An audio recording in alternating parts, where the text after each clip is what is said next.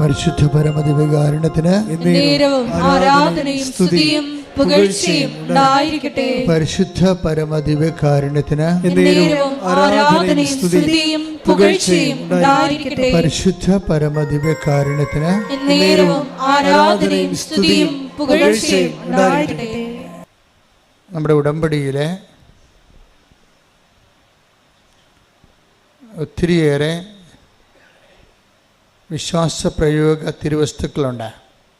അപ്പോൾ ഓരോ തലമുറയിൽ ഉള്ള ആൾക്കാരോട് എല്ലാം ഇടയ്ക്കിടയ്ക്ക് ഇത് വിശ്വാസ പ്രയോഗ തിരുവസ്തുക്കളെക്കുറിച്ച് പറയണം. അല്ലെങ്കിൽ ഈ ധ്യാനം നമ്മൾ കണ്ടുവരുമ്പോഴിത് ബാക്കിലായി കഴിഞ്ഞാൽ പുതിയ ഉടമ്പടി എടുക്കുന്ന ആൾക്കാർക്ക് ചിലപ്പോൾ അതിൻ്റെ സാക്ഷരത കിട്ടത്തില്ല. കാര്യം ഉടമ്പടി വർക്ക് ചെയ്യണത് നമ്മുടെ അനുഭവങ്ങൾ അറിവിന് അനുപാതികമായിരിക്കും. അനുഭവങ്ങൾ എപ്പോഴും അറിവിന് ആനുപാതികമായിരിക്കും. എന്തുമാത്രം അറിവ് ആ വിഷയത്തിലുണ്ട് അത്രയും അനുഭവങ്ങളാണ് ഉള്ളത്. നിങ്ങൾക്ക് 30% നോളജാണ് ഒരു സബ്ജക്റ്റിലെ ഉടമ്പടി വിഷയത്തിലുണ്ടെങ്കിൽ നിങ്ങളുടെ എക്സ്പീരിയൻസും 30% ആയിരിക്കും. ഇപ്പം ഞങ്ങളെപ്പോലുള്ള ഈ സ്പിരിച്വൽ എൻജിനീയേഴ്സ് എന്ന് പറയുന്ന ആൾക്കാർ നോക്കുന്നത് നിങ്ങളുടെ അറിവിൻ്റെ നിലവാരം വർദ്ധിപ്പിക്കാനുള്ള സാധ്യതയാണ് നോക്കുന്നത്. അപ്പോൾ നിങ്ങളുടെ അറിവിൻ്റെ നിലവാരം വർദ്ധിപ്പിക്കാൻ വേണ്ടി ഞങ്ങൾ പലപ്പോഴും ഉപയോഗിക്കുന്നത് നേരത്തെ വിശ്വാസപ്രയോഗം നടത്തി വിജയിച്ച ആൾക്കാരുടെ സാക്ഷ്യങ്ങളാണ്. നേരത്തെ വിശ്വാസപ്രയോഗം നടത്തി വിജയിച്ച ആൾക്കാരുടെ സാക്ഷ്യങ്ങൾ ഞങ്ങളത് പറഞ്ഞിട്ട് നിങ്ങളോട് പറയും, നിങ്ങൾ പോയി അതുകൂടി കാണാൻ പറയും. ഇപ്പോൾ ഈ പ്രാവശ്യത്തെ കുറേ സാക്ഷ്യങ്ങൾ അങ്ങനെ നല്ലത് വന്നിട്ടുണ്ട്. നല്ലതല്ല, എല്ലാ സാക്ഷ്യങ്ങളും ഗംഭീര സാക്ഷ്യങ്ങളാണ്. കാര്യം ഈ സാക്ഷ്യങ്ങളിലാണ് ഈ ശുശ്രൂഷ നിലനിൽക്കുന്നത്. കാര്യം സാക്ഷ്യങ്ങൾ എന്തിൻ്റെ സാക്ഷ്യങ്ങളാണ് അത് നിങ്ങളറിയണം.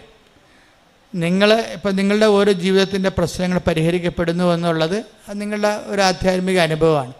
പക്ഷേ ബേസിക് അൾട്ടിമേറ്റ് അതെന്തിൻ്റെ സാക്ഷ്യമാണ്? കൃപാസന അൾത്താരെ ജീവനോടെ അമ്മ പ്രത്യക്ഷപ്പെട്ടതിൻ്റെ സാക്ഷ്യമാണ്. അപ്പോൾ നിങ്ങൾ സാക്ഷ്യം പറയുമ്പോൾ ആരുടെ സാക്ഷിയാണ് നിങ്ങൾ?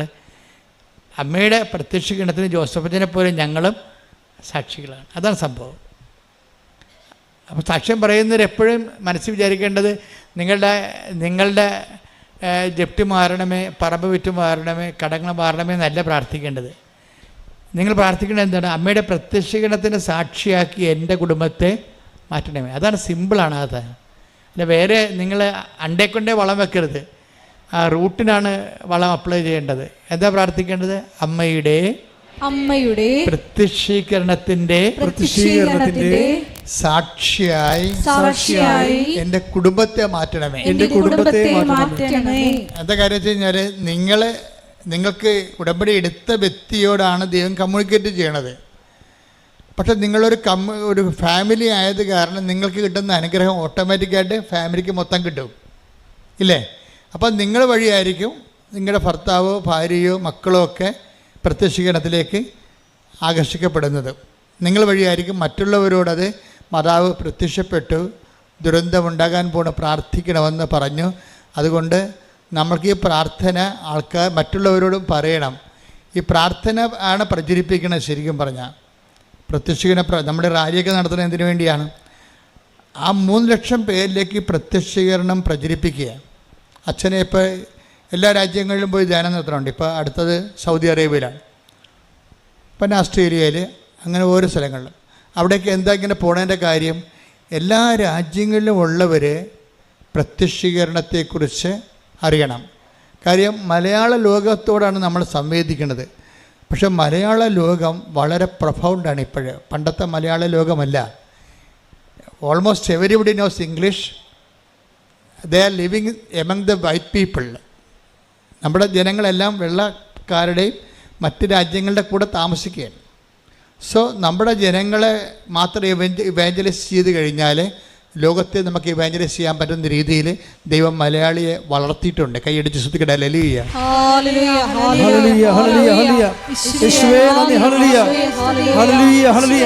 ലോകത്തിന്റെ അതിർത്തികൾ വരെയും സുവിശേഷം പ്രഘോഷിക്കുവാൻ ഞങ്ങളെ നീ തിരഞ്ഞെടുത്ത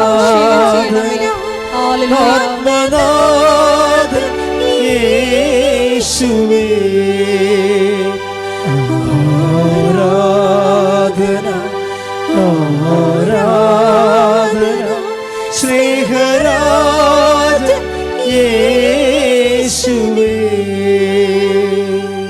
ഉടമ്പടിയുടെ ഭാഗമാകുന്ന അല്ലെങ്കിൽ ഉടമ്പടിയുടെ ഭാഗമാകാൻ വേണ്ടി ദൈവം പ്രത്യേക ദൈവവിളി, അതൊരു വിളിയാണ്. അപ്പം നിങ്ങൾക്ക് രോഗമുണ്ട് എന്നല്ല പറയേണ്ടത്, നിങ്ങൾക്ക് ദൈവമായിട്ട് ഉടമ്പടി ചെയ്യാനുള്ള ദൈവവിളി ഉണ്ടെന്നാണ് പറയേണ്ടത്. You got the point.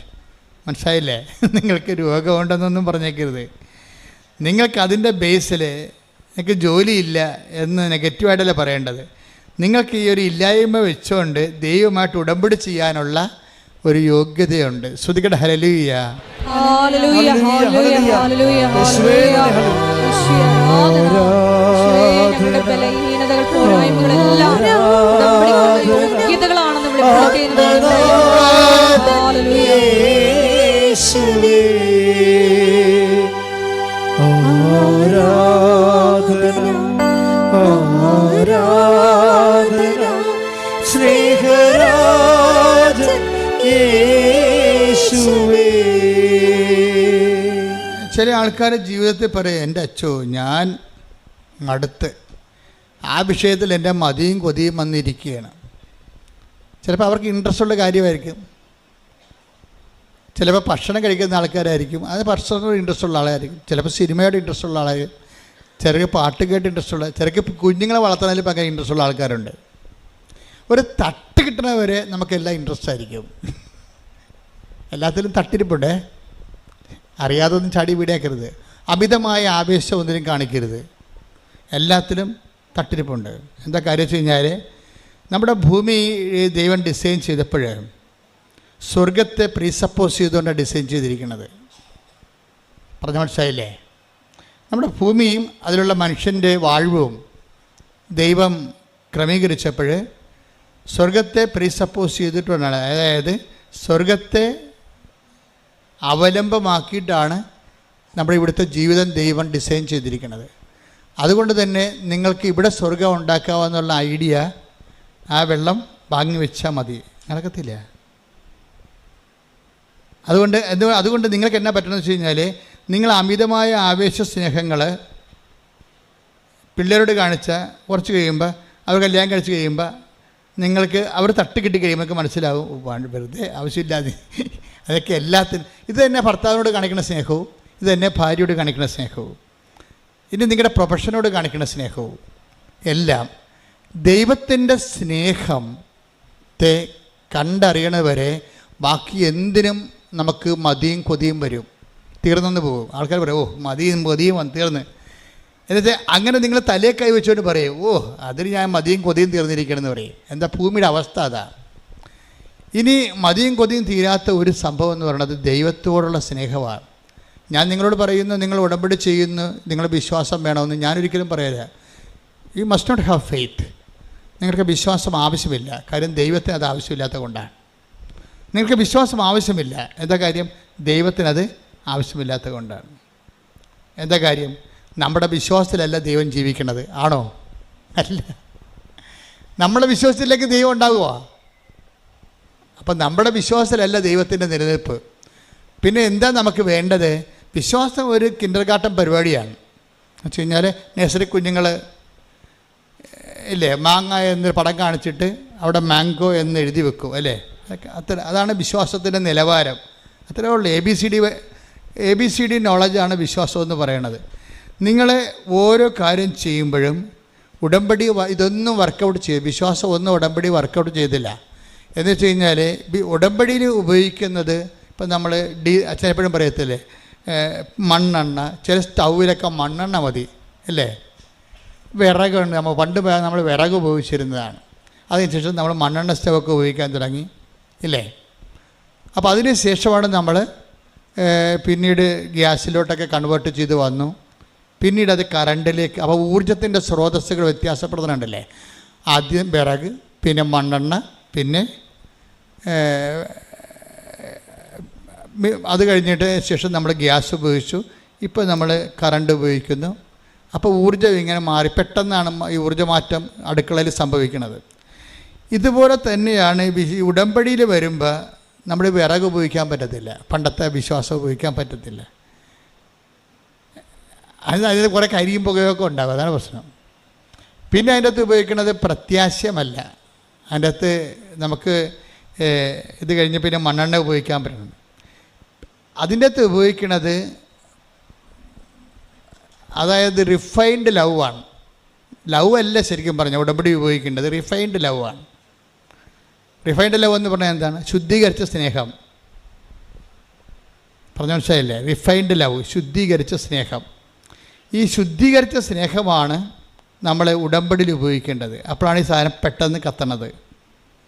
അപ്പോൾ നിങ്ങൾ ഓർക്കും എന്താണ് ശുദ്ധീകരിച്ച സ്നേഹമെന്ന്. ഞാൻ കഴിഞ്ഞ ദിവസങ്ങൾ ഒന്ന് ശ്രദ്ധിച്ച മക്കളെ. യേശുവേ സ്തോത്രം. ഹല്ലേലൂയ. ഹല്ലേലൂയ, ഹല്ലേലൂയ, ഹല്ലേലൂയ. യേശുവേ നന്ദി, യേശുവേ സ്തുതി. ഹല്ലേലൂയ, ഹല്ലേലൂയ, ഹല്ലേലൂയ, ഹല്ലേലൂയ. യേശുവേ ആരാധന, ആരാധന, ആരാധന. യേശുവേ നന്ദി, മഹത്വം, മഹത്വം, മഹത്വം. ആരാധന, ആരാധന, ആത്മനാഥൻ യേശുവേ. എന്താണ് ശുദ്ധീകരിച്ച സ്നേഹമെന്ന് അറിയണമെങ്കിൽ നിങ്ങൾ സങ്കീർത്തനം 143:10 എടുത്തേ. അങ്ങയുടെ ഹിതം അനുവർത്തിക്കാൻ, ഏറ്റു പറഞ്ഞ അങ്ങയുടെ ഹിതം അനുവർത്തിക്കാൻ എന്നെ പഠിപ്പിക്കണമേ. എന്തെന്നാൽ അവിടുന്നാണ് എന്റെ ദൈവം. അങ്ങയുടെ നല്ല ആത്മാവ് എന്നെ നിരപ്പുള്ള വഴിയിലൂടെ നയിക്കട്ടെ. അപ്പോൾ അതാണ് റിഫൈൻഡ് ലവ് എന്ന് പറയുന്നത്. ഇത് പതുക്കെ നമ്മൾ അതിലേക്ക് എത്തിച്ചേരണം. റിഫൈൻഡ് ലവ് എന്ന് പറയുമ്പോൾ അതിൻ്റെ അകത്ത് സ്റ്റെയിൻ ഉണ്ടാകത്തില്ല. ഇപ്പോൾ നമുക്കറിയാം, ഡീസൽ റിഫൈൻ ചെയ്ത് കഴിഞ്ഞാൽ നമുക്ക് എന്നാ കിട്ടണത്? പെട്രോൾ. അപ്പോൾ അതിൻ്റെ കുറച്ച് സാധനങ്ങൾ റിഫൈൻഡ് കഴിയുമ്പോൾ കുറച്ച് എന്ത് അതിൽ നിന്ന് പോകുന്ന കുറച്ചധികം താറ് പോലെയുള്ള സാധനങ്ങൾ അതിൽ നിന്ന് പോകും. വെള്ളം ശുദ്ധീകരിക്കും, എണ്ണ ശുദ്ധീകരിക്കും. അപ്പോൾ കുറച്ച് സോപ്പ് ഉണ്ടാക്കുന്നതും ഡിറ്റർജൻ്റൊക്കെ ഉണ്ടാക്കുന്നതും അതിന് നമ്മൾ ബൈ പ്രോഡക്റ്റുകളെന്ന് പറയും. ഈ ബൈ പ്രോഡക്റ്റുകളെല്ലാം ഡീസലിലുള്ളത് കൊണ്ടാണ് അത് നമ്മൾ ലോറിയിലെ വില ഉപയോഗിക്കും. സൊഫിസ്റ്റിക്കേറ്റഡ് കാറിൽ BMW ഉപയോഗിക്കത്തില്ല. അങ്ങനെ ചില കാറുകൾ അതിനുവേണ്ടി മാത്രം ഡിസൈൻ ചെയ്യേണ്ടതുണ്ടെങ്കിലും, പക്ഷേ ഇനി വിമാനം വരുമ്പോൾ വീണ്ടും മാറും. എന്താണ്? ഈ പെട്രോൾ പോലും അതിൻ്റെ അകത്തുകൊണ്ട് കുറച്ച് താറും കാര്യങ്ങളൊക്കെ അതിങ്ങനെ കാണുമ്പോൾ കണ്ണീര് പോലെ ഇരിക്കുമെന്നുണ്ടെങ്കിലും അതിൻ്റെ അകത്തും സ്റ്റെയിനുണ്ട്, ചേരുവകകളുണ്ട്. അതുകൊണ്ട് അത് വീണ്ടും റിഫൈൻ ചെയ്തിട്ടാണ് നമ്മൾ ഏവിയേഷൻ ഓയിൽ ഉണ്ടാക്കുന്നത്. നമ്മുടെ ഡിസ്റ്റിൽഡ് വാട്ടർ പോലെ ക്രിസ്റ്റൽ ക്ലിയർ ആയിരിക്കും ഏവിയേഷൻ ഓയിൽ. ഈ ഏവിയേഷൻ ഓയിലിലേക്കുള്ള ഈ താറിൻ്റെ വളർച്ചയില്ലേ, താറാണല്ലോ പിന്നീട് ഡീസലായിട്ടും പിന്നീട് പെട്രോളായിട്ടും പിന്നീട് ഏവിയേഷൻ ഓയിലായിട്ടും വരുമ്പോൾ ഈ താറ് ഇങ്ങനെ റിഫൈൻ ചെയ്തിട്ട് വരണത് ഈ ഡിസ്റ്റിൽഡ് വാട്ടർ പോലെ നമ്മുടെ കുത്തുവെക്കുമ്പോൾ ഉപയോഗിക്കുന്ന വെള്ളമില്ലേ, ഇഞ്ചക്ഷൻ വെള്ളത്തിൻ്റെ അതേ ക്രിസ്റ്റൽ ക്ലിയറിലേക്ക് ഈ റിഫൈൻഡ് വരും. ഇതാണ് ഇതാണ് റിഫൈൻഡ് എന്ന് പറയുന്നത്, ശുദ്ധീകരിച്ച സ്നേഹം. കാര്യം നമ്മളുടെ എല്ലാ ദൈവസ്നേഹത്തിലും നമ്മളുടെ ആത്മാവുണ്ട് അതിൻ്റെ അകത്ത്. ഇപ്പം നമ്മൾ ദൈവത്തെ സ്നേഹിക്കുന്നു. ഇപ്പോൾ പശുവിനെ നമ്മൾ സ്നേഹിക്കുന്നു അല്ലേ? പശുവിനെ നമ്മൾ സ്നേഹിക്കുന്നത്, പശുവിനെ തടകും നമ്മൾ. പശുവിൻ്റെ വായിക്കൊണ്ട് കൈ വെച്ച് കൊടുക്കും, അത് നമ്മളെ നക്കും അല്ലേ? അപ്പോൾ കുഞ്ഞുങ്ങൾ തന്നെ, കാര്യം അതിനൊക്കെ ഔഷധ ശക്തി ഉണ്ടല്ലോ. അപ്പോൾ കുഞ്ഞുങ്ങൾ തന്നെ അതിൻ്റെ പിടിച്ച് പ്രസവിച്ച പശുവിൻ്റെ കുഞ്ഞുങ്ങൾ ഇടിച്ചതിൽ താഴെ വീണ് കഴിഞ്ഞാൽ ഉടനെ അമ്മ പശു എന്നാ ചെയ്യണത്? തല വളച്ചിട്ട് അതിൻ്റെ മുട്ട നക്കി കൊടുക്കണുണ്ടല്ലേ? അതിനത് വേദന സംഹാരിയാണത്. ശരിക്കും പറഞ്ഞാൽ അമ്മമാർക്ക് ദൈവം കൊടുത്തിരിക്കുന്ന ഒരു പ്രത്യേക കഴിവാണത്, പ്രകൃതി മൊത്തം ഉണ്ട്. അപ്പോൾ ഇത് ഇങ്ങനെ നമ്മളിപ്പോൾ പശുവിനെ സ്നേഹിക്കുന്നത്. അപ്പോൾ എന്തുകൊണ്ടാണ് സ്നേഹിക്കണത്? പശു നമുക്ക് പാല് തരുന്നു. നാട്ടുകാരുടെ വീട്ടിൽ പോയി എന്ത് പാലാണ് തരണം നമുക്കറിയത്തില്ലല്ലോ. അപ്പോൾ അതുകൊണ്ട് നമുക്ക് ശുദ്ധമായ പാല് കിട്ടാൻ വേണ്ടി നമ്മൾ പശുവിൻ്റെ ഇടയ്ക്ക് നമ്മൾ സ്നേഹിക്കുന്നു. പശുവിന് പുല്ല് കൊടുക്കുന്നു, കാടി കൊടുക്കുന്നു, കാറ്റിൽ കൊടുക്കുന്നു, ഓക്കെ കൊടുക്കുന്നു, പുഷ്ടി കൊടുക്കുന്നു. അങ്ങനെ ഓരോ സാധനം കൊടുത്തിട്ട് നമ്മുടെ പാല് കൂടുന്നുണ്ടോ നമ്മൾ നോക്കുന്നു, അളന്ന് നോക്കുന്നു, എന്നിട്ട് പിന്നെ കലക്കി നോക്കുന്നു, പിന്നെ ഗ്ലാസ്സിലെടുത്തിട്ട് കുലുക്കി നോക്കുന്നു. കാര്യം എന്താ? അതായത് ഈ പാലിൻ്റെ തടിപ്പ് കുറഞ്ഞാൽ കൂടിയെന്നറിയാൻ വേണ്ടി കുലുക്കി നോക്കും. അപ്പോൾ തടിപ്പുള്ള പാലുണ്ടാകും. അപ്പോൾ അങ്ങനെ വരുമ്പോൾ ഇതിനെല്ലാം നമ്മൾ ശ്രദ്ധിക്കും. എന്നിട്ട് നമ്മൾക്ക് അതനുസരിച്ച് നമ്മൾ ഓക്കെ മാറ്റിയെടുത്ത് പുഷ്ടിയാക്കി മാറ്റും. ചിലപ്പോൾ പുളിങ്കുരു കൊടുക്കും, ഇടിച്ചു കൊടുക്കും, പിണ്ണാക്ക്. ഇതെല്ലാം നമ്മുടെ ഉദ്ദേശം പാല് കട്ടിയുള്ളതായിരിക്കണം, ശുദ്ധിയുള്ളതായിരിക്കണം. അപ്പോൾ നമ്മൾ സ്നേഹിക്കുകയാണ് ആരെയാണ്? പശുവിനെ പുഷ്ടി കൊടുത്തും ഓക്കെ കൊടുത്തും സ്നേഹിക്കുക. നിങ്ങൾ ഓക്കെ കൊടുക്കുന്നതിന് പകരം ദൈവത്തിന് ഉടമ്പടി കൊടുക്കുകയാണ്. അത്രേ ഉള്ള വ്യത്യാസം. എന്താ കാര്യം? നമുക്ക് വല്ല 10 മാർക്ക് കൂടുതൽ കിട്ടണം. മനസ്സിലായില്ലേ? പശുവിന് ഓക്കെ കൊടുക്കുന്നതിന് പകരം ദൈവത്തിന് നിങ്ങൾ ഉടമ്പടി കൊടുത്തിട്ട് അതനുസരിച്ച് ചെയ്യാൻ നോക്കുന്നു. ഉദ്ദേശം എന്താ? ഉദ്ദേശം നമുക്ക് നമ്മുടെ ജപ്തി നടപടി മാറണം. അപ്പോൾ ഇതിൻ്റെ അകത്തെല്ലാം നമ്മുടെ ഒരു ആഗ്രഹം കിടക്കുന്നുണ്ട്. ദൈവത്തിൻ്റെ കാര്യമാണെങ്കിൽ പോലും നമ്മുടെ ഒരു ആഗ്രഹം കിടപ്പുണ്ട്. ഇവിടെ ഓരോരുത്തരും ദൈവഹിതത്തിന് യാതൊരു പ്രസക്തിയുമില്ല. നമ്മുടെ ഹിതത്തിന് മാത്രമേ പ്രസക്തിയുള്ളൂ. അതുകൊണ്ടാണ് സങ്കീർത്തനം പറയണത്. ഒന്നിന് വായിച്ച് 143:10 ഒന്ന് വായിച്ച്. അങ്ങയുടെ ഹിതം അനുവർത്തിക്കാം. അതാണ് പ്രശ്നം. ഒരു പ്രൊവിഷൻ എപ്പോഴും അതിനിട്ടേക്കണം. എന്താണ് എന്ന് പറഞ്ഞ് അങ്ങയുടെ ഹിതം അനുവർത്തിക്കാൻ എന്നെ പഠിപ്പിക്കണമേ. എങ്ങനെ പഠിപ്പിക്കും? അനുഭവങ്ങളാണ് അധ്യാപകൻ. അനുഭവങ്ങളിലൂടെ പഠിക്കാൻ പറ്റത്തുള്ളൂ നമുക്ക്. അപ്പോൾ ഈ അനുഭവങ്ങൾ വരുമ്പോൾ ചില അനുഭവങ്ങൾ എല്ലാം നമ്മുടെ ഹിതം പോലെ എടുക്കരുത്. നിങ്ങളെ മനസ്സിലായില്ലേ? 6 നിയോഗങ്ങൾ ഇട്ടാൽ ഒരു 2 എണ്ണമെങ്കിലും നിങ്ങൾ ദൈവത്തിന് ഓപ്ഷൻ വെക്കണം. മനസ്സിലായ? അതാണ് ആ സങ്കീർത്തനം പറയണത്. എന്താ പറയണത്? അങ്ങയുടെ ഹിതം അനുവർത്തിക്കാൻ എന്നെ പഠിപ്പിക്കണമേ. അപ്പം പഠിപ്പിക്കണം എന്ന് വെച്ച് കഴിഞ്ഞാൽ ദൈവം പഠിപ്പിക്കണം എങ്ങനെയാണ്? അനുഭവങ്ങളിലൂടെയാണ് പഠിപ്പിക്കത്തുള്ളൂ. അല്ലാതെ ദൈവം വന്ന് നേരിട്ട് ഇങ്ങോട്ട് വന്നിട്ട് ഓട്ടോറിക്ഷ വന്ന് ഇറങ്ങിയിട്ട് നമ്മളെ പഠിക്കുക, പുസ്തകം സ്ലൈറ്റ് എടുക്കുക എന്ന് പറഞ്ഞ് പഠിപ്പിക്കുക ഇല്ല. We will get A experience. നമ്മുടെ എക്സ്പീരിയൻസിൽ നിന്നാണ് നമ്മൾ ദൈവത്തിൻ്റെ ഹിതം അനുവർത്തിക്കാൻ പഠിക്കണത്. ഇപ്പം നിനക്ക് 16 കൊല്ലം മക്കളില്ല, ഓക്കെ. 16 കൊല്ലം മക്കളില്ല എന്ന് പറഞ്ഞ് നീ ഉടമ്പടിയും എടുത്തിട്ടുണ്ട്, എല്ലാ കാര്യങ്ങളും ചെയ്യുന്നുണ്ട്, ഓക്കെ. പക്ഷേ നീ നോക്കി നിൽക്കുമ്പോൾ ഇപ്പം ഇന്നലെ കഴിഞ്ഞ ദിവസം ഒരു സാക്ഷ്യം ഉണ്ടായി. എന്ത് സാക്ഷ്യം എന്ന് വെച്ച് കഴിഞ്ഞാൽ, ആദ്യമായിട്ടാണ് എനിക്ക് അങ്ങനെ ഒരു സാക്ഷ്യം എന്ന് പറഞ്ഞത്. അത് വെച്ച് കഴിഞ്ഞാൽ അവർക്ക് 25 വർഷമായിട്ട് മക്കളില്ല. എന്നെ തൊട്ടൊരു സാക്ഷ്യമാണത്. 25 വർഷമായിട്ട് അവർക്ക് മക്കളില്ല. അപ്പോൾ അവരെ സംബന്ധിച്ചിടത്തോളം ഉള്ള ഒരു പ്രശ്നം വെച്ച് കഴിഞ്ഞാൽ അണ്ട ഉൽപ്പാദനം നിലച്ചിരിക്കുന്നു. വയസ്സ് 42 ആയി. എന്നാലും 42 വയസ്സിന് മുമ്പ് തന്നെ അണ്ടം അവർക്ക് ഉൽപ്പാദിപ്പിക്കുന്നില്ല. അണ്ടം ഉൽപ്പാദിപ്പിക്കുന്നില്ല എന്ന് പറയുമ്പോൾ തന്നെ ഇനി ഉള്ള ഓപ്ഷൻ എന്താണ്? അടുത്ത ഒരു സ്ത്രീയുടെ അണ്ടം വിലക്ക് വാങ്ങിക്കണം. എന്നിട്ട് ഈ ഭർത്താവിൻ്റെ ബീജവുമായിട്ട് ചേർത്തിട്ട് ടെസ്റ്റ് ട്യൂബിൽ ഇവരുടെ ഗർഭപാത്രത്തിൽ നിക്ഷേപിക്കണം. അവർ 8 ലക്ഷം രൂപ തൊട്ട് 5 ലക്ഷം രൂപ വരെയുള്ള ചിലവുണ്ട് അതിന്. അപ്പോൾ അവരോട് പറയും നിങ്ങൾക്ക് ഇതേ ഉള്ളു മാർഗം എന്ന് പറയും, ഇതേ ഉള്ളു മാർഗം എന്ന് പറയും. അപ്പോൾ അവർ പറയും ഞങ്ങൾക്ക് അതിനുള്ള പൈസ ഇല്ലെന്ന് അവർ പറയണത്. അതിന് ഞങ്ങൾക്കറിയാം അത് നടന്നാൽ തന്നെ കൊച്ചിനെ കിട്ടണമെന്ന് നിർബന്ധമില്ലാത്തത് കൊണ്ട് അവർ ശാസ്ത്രമാണെന്ന് പറഞ്ഞാലും ശാസ്ത്രത്തിൻ്റെ അകത്തും നമ്മുടെ പകുതി മാത്രമേ നമുക്ക് ഉറപ്പുള്ളൂ. അതുകൊണ്ട് അവർ പറയും അത്രയും പൈസ മുടക്കാനില്ല. അപ്പോൾ ഞങ്ങൾ ആ കൊച്ചിനെ കിട്ടുക എന്നുള്ള ആ ഒരു ചാപ്റ്റർ അവരങ്ങോട്ട് ആ പുസ്തകം അടച്ചു വെക്കും, ചാപ്റ്റർ ക്ലോസ് ചെയ്യും. അപ്പോൾ കൊച്ചിനെ കിട്ടുക എന്നുള്ള അങ്ങനെ 22 വർഷമായി, 23 ആയി, 24 ആയി, 25 വർഷമായിട്ട് മക്കളില്ല. അത് ജീവിക്കുമ്പോൾ അവർക്ക് പെട്ടെന്ന് കൃപാസനത്തെക്കുറിച്ച്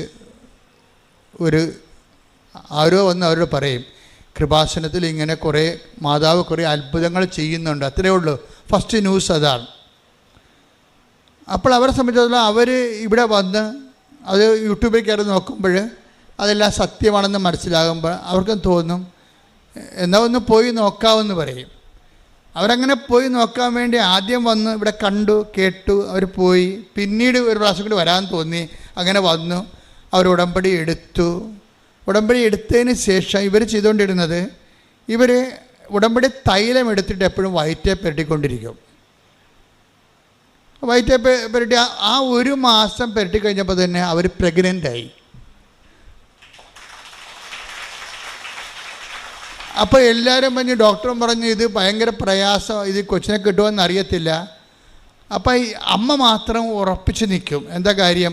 കൊച്ചിനെ മനുഷ്യൻ കൊടുത്തതല്ലല്ലോ, പരിശുദ്ധ അമ്മ കൊടുത്തതല്ലേ. അപ്പോൾ റിസ്ക് മുഴുവനും അമ്മയുടെ കയ്യിലാണ്. അപ്പോൾ പണ്ട് ഈ കൃപാസനത്തിനെതിരെ ഒത്തിരിയേറെ ആക്ഷേപങ്ങളുണ്ടായപ്പോൾ ഞാൻ ഉറച്ചു നിന്ന ഒറ്റ പോയിൻ്റ്, ഞാൻ അമ്മയെ നേരിട്ട് കണ്ടതാണല്ലോ. അപ്പോൾ എനിക്ക് എന്നെ തന്നെ വഞ്ചിക്കാൻ പറ്റത്തില്ലല്ലോ. അപ്പോൾ അതുകൊണ്ട് ആ ഒരു ഉറപ്പ് മാത്രമേ എനിക്ക് ഉണ്ടായിരുന്നുള്ളൂ.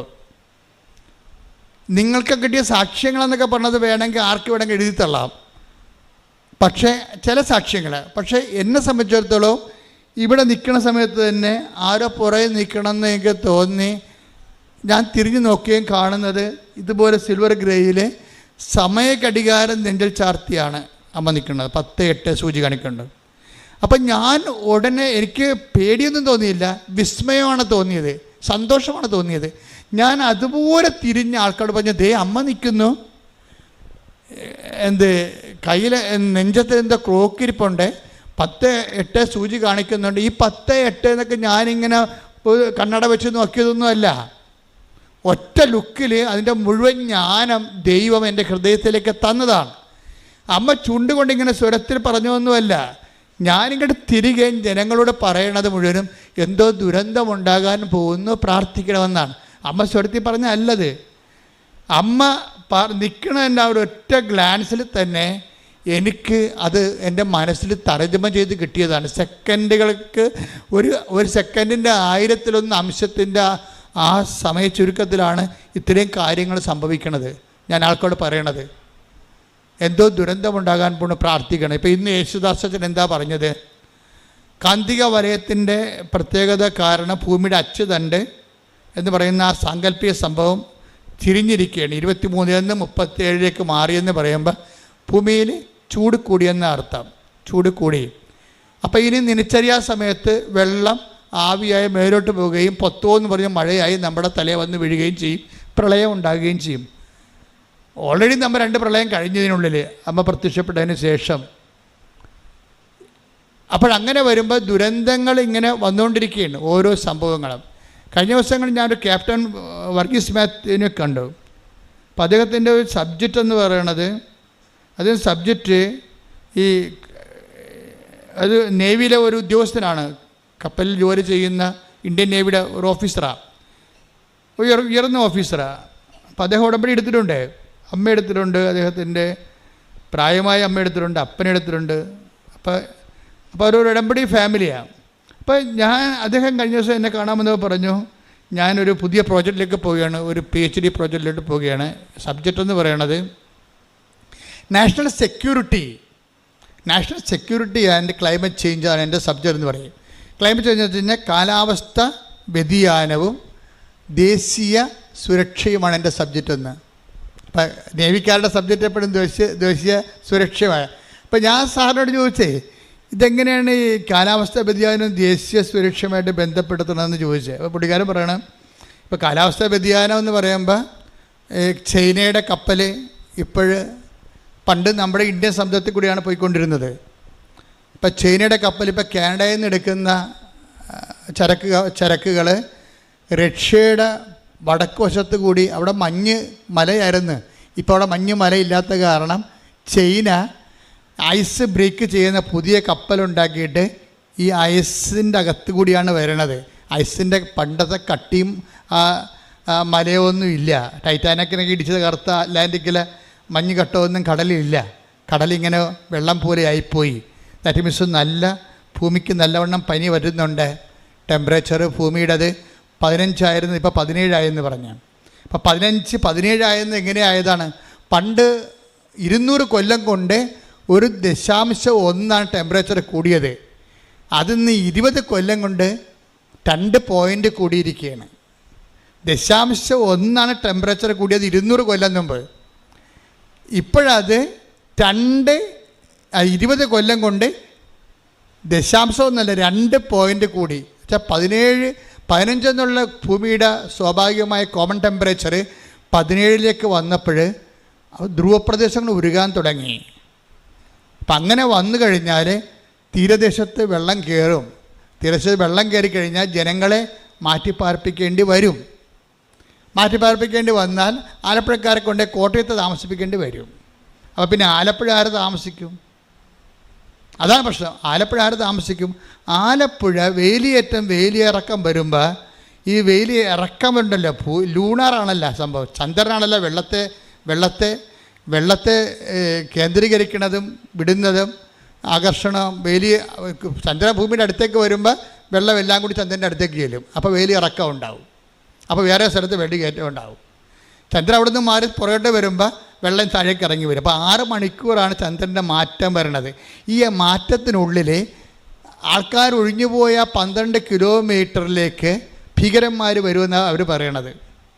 അതാണ് വിഷയം. അതാണ് നാഷണൽ സെക്യൂരിറ്റി. മോയ്ക്ക് ആ പഠനം പോണ പോക്ക് കണ്ടില്ലേ? അവിടെ കള്ളക്കടത്തും ആയുധ വ്യാപാരവും ഒക്കെ നടക്കും. നമ്മുടെ ഗുജറാത്തിൻ്റെ തീരത്ത് നടന്ന പോലെ ഈ മേഖലയിൽ നടക്കും. അതാണ് national security, climate change and national security. ഒരു ഉയർന്ന നേവി ഓഫീസറിൻ്റെ പുതിയ പഠനങ്ങളിലെ സബ്ജക്റ്റുകളാണ്. അപ്പോൾ ഞാനിത് കേട്ടപ്പോൾ ഞാനോട് ദൈവമേ 2004 ഡിസംബർ 7-ാം തീയതി അമ്മ പറഞ്ഞത് എന്താ? ഈ ക്ലൈമറ്റ് ചേഞ്ചിൻ്റെ ഉടുപ്പാണ് ഇട്ടിരിക്കുന്നത്. കണ്ടില്ലേ?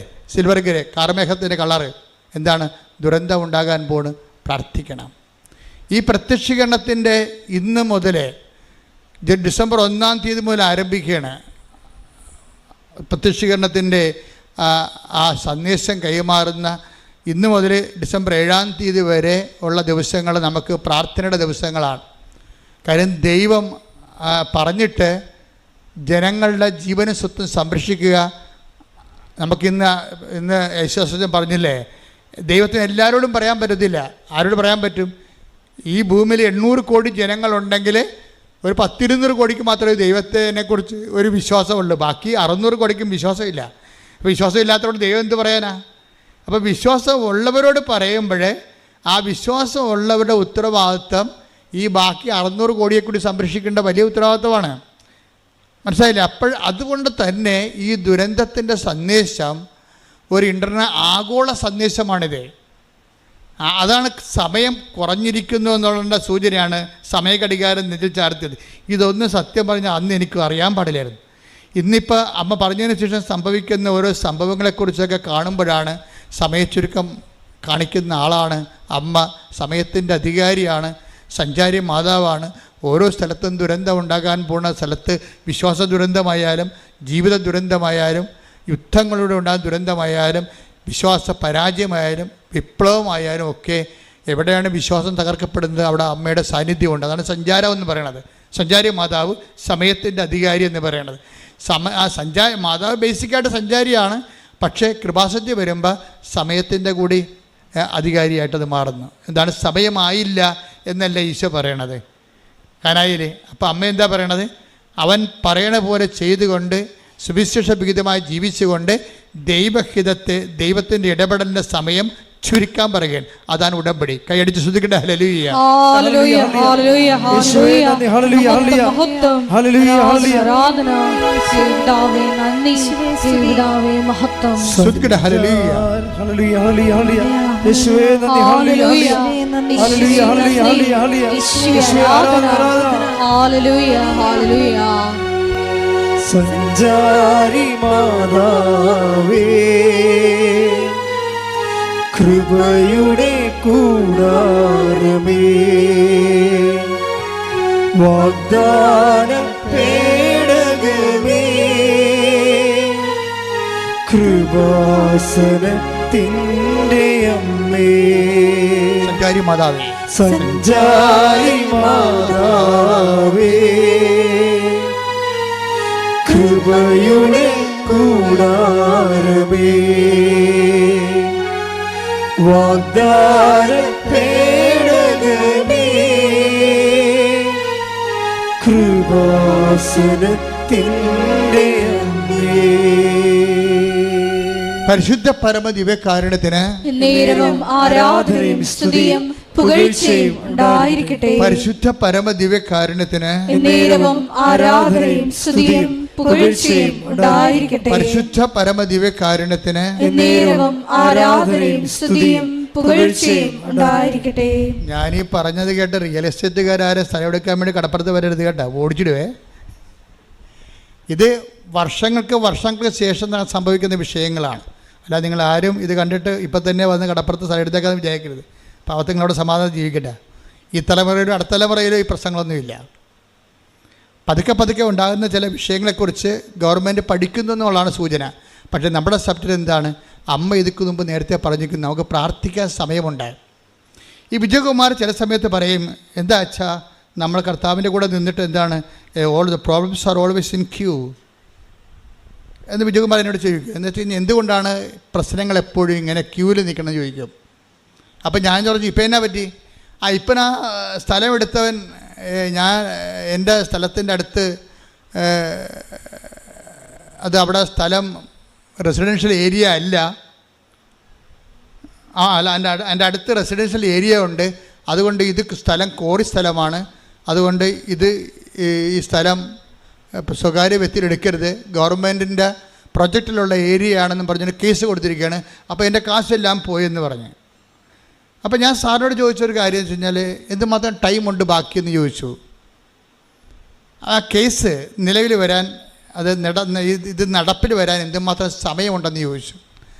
അപ്പോൾ അദ്ദേഹം പറഞ്ഞു, സമയം കുറച്ചുണ്ട്. ഞാൻ പറഞ്ഞു, അപ്പോൾ ഇനി ആരാധനയ്ക്ക് അല്ലേ സമയം കുറച്ച് ബാക്കിയുണ്ടെന്ന് പറഞ്ഞു. ഞാനെന്താ തിരിച്ചു പറഞ്ഞത്, അങ്ങനെയാണെങ്കിൽ കുഴപ്പമില്ല, സമയം ഉണ്ടാകണമല്ല പ്രശ്നം. സമയം ഉണ്ടെങ്കിൽ എന്താ ഗുണം? പ്രാർത്ഥിക്കാൻ പറ്റും, സുവിശേഷവിധമായി ജീവിക്കാൻ പറ്റും, സുവിശേഷ സാക്ഷ്യം ചെയ്തുകൊണ്ട് ദൈവത്തെ അതിൻ്റെ അകത്ത് കക്ഷി ചേർക്കാൻ പറ്റും. നമ്മുടെ പ്രോബ്ലത്തിൽ ദൈവത്തെ കക്ഷി ചേർക്കുക, അതിനാണ് നമുക്ക് സമയം ഉപയോഗിക്കേണ്ടത്. അതിന് ഏറ്റവും സുനിശ്ചിതമായ മാർഗ്ഗമാണ് ഈ ഉടമ്പടി എന്ന് പറയുന്നത്. അതുകൊണ്ടാണ് ഈ 60-65 വയസ്സ് കഴിഞ്ഞാൽ പിന്നെ ഉടമ്പടി എടുക്കണ്ട എന്ന് ഞാൻ പറയേണ്ട കാര്യം. നിങ്ങൾ ആദ്യം ആരംഭ ശൂരത്തപ്പോൾ എടുക്കും, പിന്നെ നിങ്ങൾ ഇതിൻ്റെ കാര്യങ്ങളൊന്നും ചെയ്യത്തില്ല, ഇതിൻ്റെ സയൻസ് നിങ്ങൾക്ക് അറിയത്തില്ല. ഇത് നിങ്ങൾ യുദാസുബ്നാൻ്റെ പെട്ടി കൊണ്ടുപോയി ഈ ആടനെ മേടിക്കണം, മരുമകളെ പ്രസവിക്കണം എന്നൊക്കെ പറഞ്ഞ് എഴുതുന്ന പരിപാടിയല്ല ഇതെന്ന് പറഞ്ഞാൽ ദൈവഹിതപ്രകാരം ജീവിക്കണം. ആ ജീവിക്കണമെങ്കിൽ എന്ത് ചെയ്യണം? സങ്കീർത്തനം 143:10 വർക്കൗട്ട് ചെയ്യണം. അതൊന്നിട്ട് വായിച്ച് ശ്രുതിക്കട്ടെ. ഹല്ലേലൂയ. അങ്ങയുടെ ഹിതം അനുവർത്തിക്കാൻ പറഞ്ഞു, അങ്ങയുടെ ഹിതം അനുവർത്തിക്കാൻ എന്നെ പഠിപ്പിക്കണമേ. എന്തെന്നാൽ അവിടുന്നാണ് എന്റെ ദൈവം. അങ്ങയുടെ നല്ല ആത്മാവ് എന്നെ നിരപ്പുള്ള വഴിയിലൂടെ നയിക്കട്ടെ.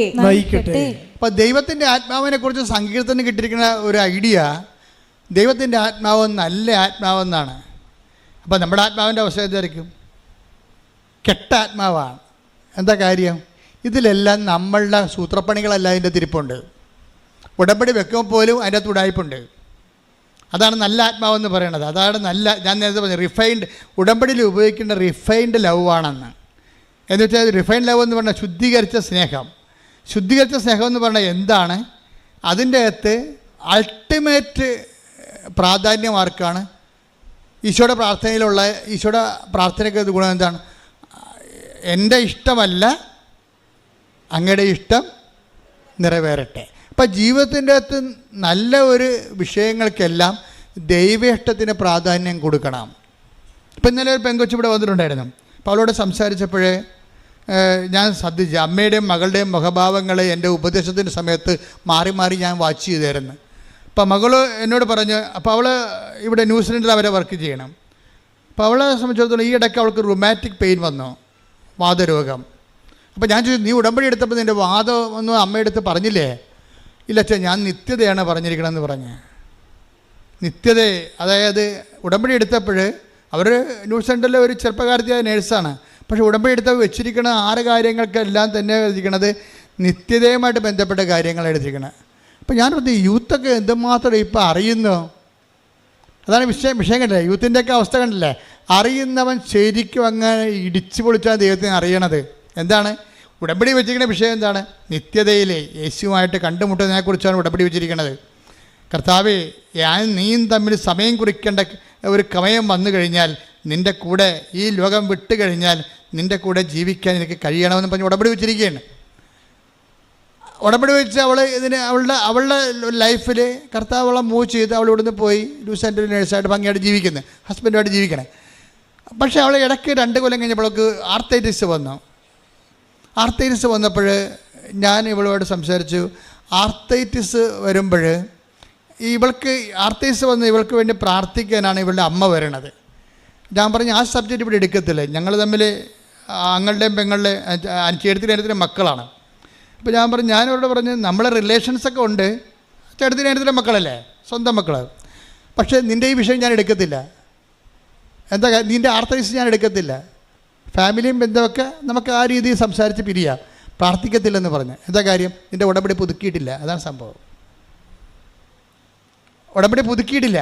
ഞാൻ പറഞ്ഞു നീ ഉടമ്പടി പുതുക്കിയിട്ട് കറക്റ്റ് ചാനലിൽ അച്ഛൻ കൃപയും നിൽക്കുന്ന സമയത്ത് ആൾക്കാരെ വാ. അതുവരെ എനിക്ക് നിന്നോട് കുറച്ച് കാര്യങ്ങൾ സംസാരിക്കാനുണ്ട്. അപ്പോൾ ഉടമ്പടി പുതുക്കിയിട്ടില്ലാത്തത് കൊണ്ട് ബന്ധുവാണെന്ന് പറഞ്ഞാലും അനിയത്തിയുടെ ആൻറ്റിയുടെ സ്വന്തം ആൻറ്റിയുടെ എന്നെ പഠിപ്പിച്ച ആളെ കൂടിയാണ് ഈ ആൻറ്റി എന്ന് പറഞ്ഞത്, അമ്മയുടെ അനിയത്തി. അവർ ടീച്ചറായിരുന്നു. അപ്പോൾ എൻ്റെ ഫീസൊക്കെ അടച്ചിട്ടൊരു കാലത്തിരുന്ന് അവരാണ് അടച്ചുകൊണ്ടിരുന്നത്. എന്നാലും ദൈവികമായ വിഷയത്തെ വരുമ്പോൾ കോംപ്രമൈസ്, ഒത്തുതീർപ്പില്ല. അത് നമ്മൾ ഒത്തുതീർത്തിട്ട് കാര്യമില്ല. കാര്യം എന്താ? അവിടെ ദൈവമാണ് പ്രവർത്തിക്കേണ്ടത്, അല്ലാതെ മനുഷ്യരക്തമല്ല അവിടെ പ്രവർത്തിക്കേണ്ടത്. അപ്പോൾ ദൈവത്തെ പ്രവർത്തിക്കണമെന്നുണ്ടെങ്കിൽ അവർ ഫുൾ ആൻഡ് ഫുള്ളായിട്ട് കർത്താവിൻ്റെ പ്രവർത്തിക്കാൻ പറ്റിയൊരു ഉപകരണമായിട്ട് മാറണം. കർത്താവിന് പ്രവർത്തിക്കാൻ പറ്റിയ ഉപകരണമായിട്ട് മാറണം. അപ്പോൾ ഞാൻ കുഞ്ഞിനോട് പറഞ്ഞു, കുഞ്ഞിനിങ്ങനെ അവൾ ഇങ്ങനെ നിത്യത വെച്ച കാരണം എനിക്ക് ഇഷ്ടപ്പെട്ട കാര്യം ഞാൻ അവളോട് സംസാരിച്ചു. നീ ആർത്തൈസിൻ്റെ ഉള്ളിടത്തോളം കാലം ക്രിസ്തു നിൻ്റെ കൂടെ ഉണ്ടെന്ന് നീ കരുതണം. ആർത്തൈസ് നിൻ്റെ ശരീരത്തിൽ ഉള്ളിടത്തോളം കാലം ക്രിസ്തു നിൻ്റെ കൂടെ ഉണ്ടെന്ന് നീ കരുതണം. പിന്നെ പരിശുദ്ധാത്മാവ് എന്നെ വല്ലാതെ അങ്ങോട്ട് തൊട്ടിട്ട് പറഞ്ഞു, എനിക്കും ആർത്തൈസ് ഉണ്ടായിരുന്നു അവളോട് പറയാൻ പറഞ്ഞു. ഞാൻ പറഞ്ഞ് ക്രിസ്തുവിനും 3 മണിക്കൂർ ആർത്തൈസ് ഉണ്ടായിരുന്നെന്ന് പറഞ്ഞു. എന്താണ്? അവൻ്റെ വെള്ളം, അവൻ്റെ രക്തമെല്ലാം വാർന്നു പോയി കുരിശിൽ കിടന്നില്ലേ? 3 മണിക്കൂർ നേരം അവന് സ്റ്റിഫ്. ഈ ലേഡിക്ക് സ്റ്റിഫാണ്, അവൾക്ക് സ്റ്റിഫുണ്ട്. ചില സമയത്ത് 5 മിനിറ്റ് 10 മിനിറ്റൊക്കെ ഇങ്ങനെ സ്റ്റിഫായി പോകും. അപ്പോൾ ഞാൻ പറഞ്ഞ് നമ്മുടെ കർത്താവിൻ്റെ ശരീരവും ഒരു ടൈമത്ത് സ്റ്റിഫായിപ്പോയി. അവൻ്റെ ബോഡിയിൽ അവൻ തലേ ദിവസം അവൻ ഭക്ഷണം കഴിച്ചിട്ടില്ല. പത്രോസ് അവനോട് പറയുന്നുണ്ട്, കർത്താവ് അന്ത്യത്താഴം കഴിക്കുന്ന സമയത്ത് എല്ലാവരും കഴിക്കുമ്പോൾ പത്രോസ് പറയുന്നുണ്ട്, കർത്താവ് നീ കഴിക്കണില്ലേ എന്ന് പത്രോസ് പല പ്രാവശ്യം കർത്താവിനോട് ചോദിക്കുമ്പോൾ കർത്താവ് ഇങ്ങനെ കണ്ണൊക്കെ നിറഞ്ഞങ്ങനെ ഇരുന്നിട്ട് പറയും, കഴിക്കും, നാളെ ഈ സമയത്ത് കഴിക്കുമെന്ന് പറയും. നാളെ ഈ സമയത്തെ വെള്ളിയാഴ്ച സന്ധ്യയ്ക്ക് കഴിക്കുമെന്ന്. എവിടെ കഴിക്കുമെന്നാണ് പറയണത്? എൻ്റെ പിതാവിൻ്റെ കൂടെ ഇരുന്നുകൊണ്ട് ഞാൻ സ്വർഗീയ ജെറുസലേമിലെ കർത്താവ് പിതാവിൻ്റെ കൂടെ ഇരുന്നുകൊണ്ട് കഴിക്കുമെന്ന്. എന്താ കാര്യം? എൻ്റെ ഇഷ്ടം നേരത്തെ പറഞ്ഞിട്ടുണ്ട്. എൻ്റെ ഇഷ്ടം. ആരെങ്കിലും ഇവന് ഭക്ഷണം കൊടുത്തിട്ടുണ്ടോ? കൊടുത്ത് കാണുമോ നീ? പത്രോസിനെ ഒരിക്കൽ ചോദിക്കും. അപ്പം പറയും, കർത്താവ് പറയും, എൻ്റെ അപ്പൻ്റെ ഇഷ്ടം നിറവേറ്റുകയാണ് എൻ്റെ ആഹാരമെന്ന് പറയും. Take the bread of God. ശ്രദ്ധിക്കട്ടെ. ഹല്ലേലൂയ, ഹല്ലേലൂയ, ഹല്ലേലൂയ, ഹല്ലേലൂയ. യേശുവേ നന്ദി. ഹല്ലേലൂയ, ഹല്ലേലൂയ.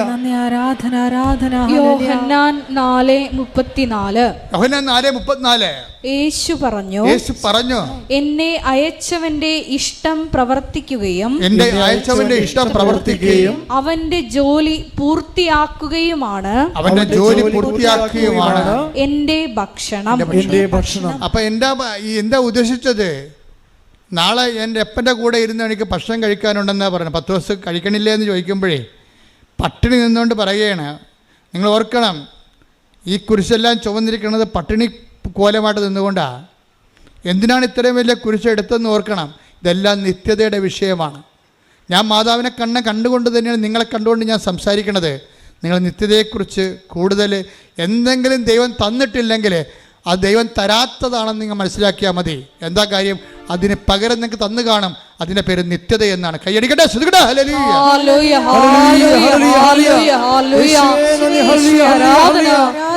നിത്യത ഞങ്ങൾക്ക് അവകാശമാക്കുവാൻ നീ തന്ന എല്ലാ സഹനങ്ങൾക്കും നന്ദി പറയുന്നു. Hallelujah, hallelujah. നിത്യതയോടടുപ്പിക്കുന്ന എല്ലാ അനുഭവങ്ങൾക്കും നന്ദി. എന്നെ നല്ല ശിഷ്യനാക്കിയിടുന്ന എല്ലാ കുരിശുകൾക്കും നാഥാ നന്ദി.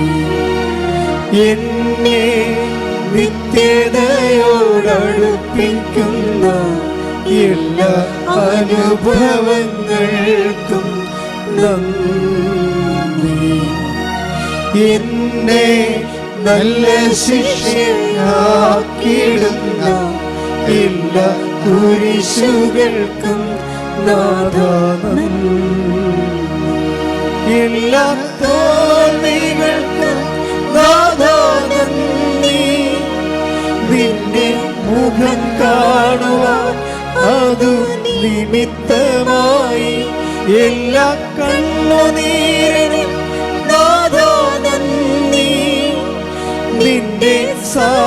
സാന്നിധ്യമറിയാൻ ഇടയായി. എന്നെ നിത്യതയോടടുപ്പിക്കുന്ന എല്ലാ അനുഭവങ്ങൾക്കും നന്ദി. ആരെങ്കിലും അവന് ഭക്ഷണം കൊടുത്തിട്ടുണ്ടാകുമോ എന്ന് ചോദിക്കുമ്പോൾ 4:34 യോഹന്നാൻ്റെ സുവിശേഷത്തിൽ എന്താണ് ഈശോ പറയണത്? എൻ്റെ പിതാവിൻ്റെ ഇഷ്ടം നിറവേറ്റുകയും അവൻ ഏൽപ്പിച്ച ജോലി പൂർത്തിയാക്കുകയും ചെയ്യുകയാണ് എൻ്റെ ഭക്ഷണം. കുരിശാണ് എൻ്റെ ഭക്ഷണം എന്നാണ് ഈ പറയണത്. കാര്യം കുരിശിൽ അവസാനം പറഞ്ഞ വാക്ക് എന്താണ്? എല്ലാം പൂർത്തിയായി. എന്നുവെച്ചാൽ അത് തന്നെയാണ് എല്ലാം പൂർത്തിയായെന്ന് അവൻ പറയുമ്പോൾ അപ്പാ എന്നെ ഏൽപ്പിച്ച ജോലിയെല്ലാം പൂർത്തിയായി. ഈ ഭൂമി എന്തിനാണെന്ന് ഈശോയോട് ചോദിച്ചാൽ ഈശോ പറയും, ഈ ഭൂമി അപ്പാ ഏൽപ്പിച്ച ജോലി പൂർത്തിയാക്കാനാണെന്ന് പറയും. അതാണ് ഗെത്സെമനി മുട്ടുകുത്തുമ്പോൾ കർത്താവ് മുട്ടുകുത്തിയ സ്ഥലത്ത് മുട്ടുകുത്തിയവനാണ് ഞാൻ. കാര്യം ഞാൻ ഗെത്സെമനി ചെല്ലുമ്പോൾ കർത്താവിൻ്റെ ഗെത്സെമനിയിൽ പോയി. നിങ്ങളും ഗെത്സെമനി പോയി കാണും പലരും. പക്ഷെ ഞാൻ അവിടെ ഒരു സൂത്രപ്പടി കാണിച്ചു. ഞാൻ കുർബാന ചെല്ലുകയായിരുന്നു ഗെത്സെമനി നിന്നുകൊണ്ട്. അപ്പോൾ ഗെത്സെമനി കുർബാന ചെല്ലണ എൻ്റെ മുമ്പിലാണ് കർത്താവ് മുട്ടുകുത്തി ചോര വീർത്ത സ്ഥലം കിടക്കുന്നത്. അവിടെ പിച്ചള കൊണ്ട് വലിയ ഒരു പുൽക്കിരീടം ഉണ്ടാക്കി വെച്ചിട്ടുണ്ട്. അപ്പോൾ അവിടെ ഒരു പോലീസ് നിൽക്കുന്നുണ്ട്. അയാൾ അങ്ങോട്ട് നോക്കി നിൽക്കുന്ന സമയത്ത് എൻ്റെ കൂടെ ഉണ്ടായിരുന്ന ആൻ്റണി പയ്യപ്പള്ളി അച്ഛനാണ്. പയ്യപ്പള്ളി അച്ഛന് കുർബാന കൊടുത്തിട്ട് ആൾക്കാർക്ക് കുർബാന കൊടുക്കാൻ പറഞ്ഞു കുർബാന സ്വീകരണത്തിൻ്റെ സമയത്ത്.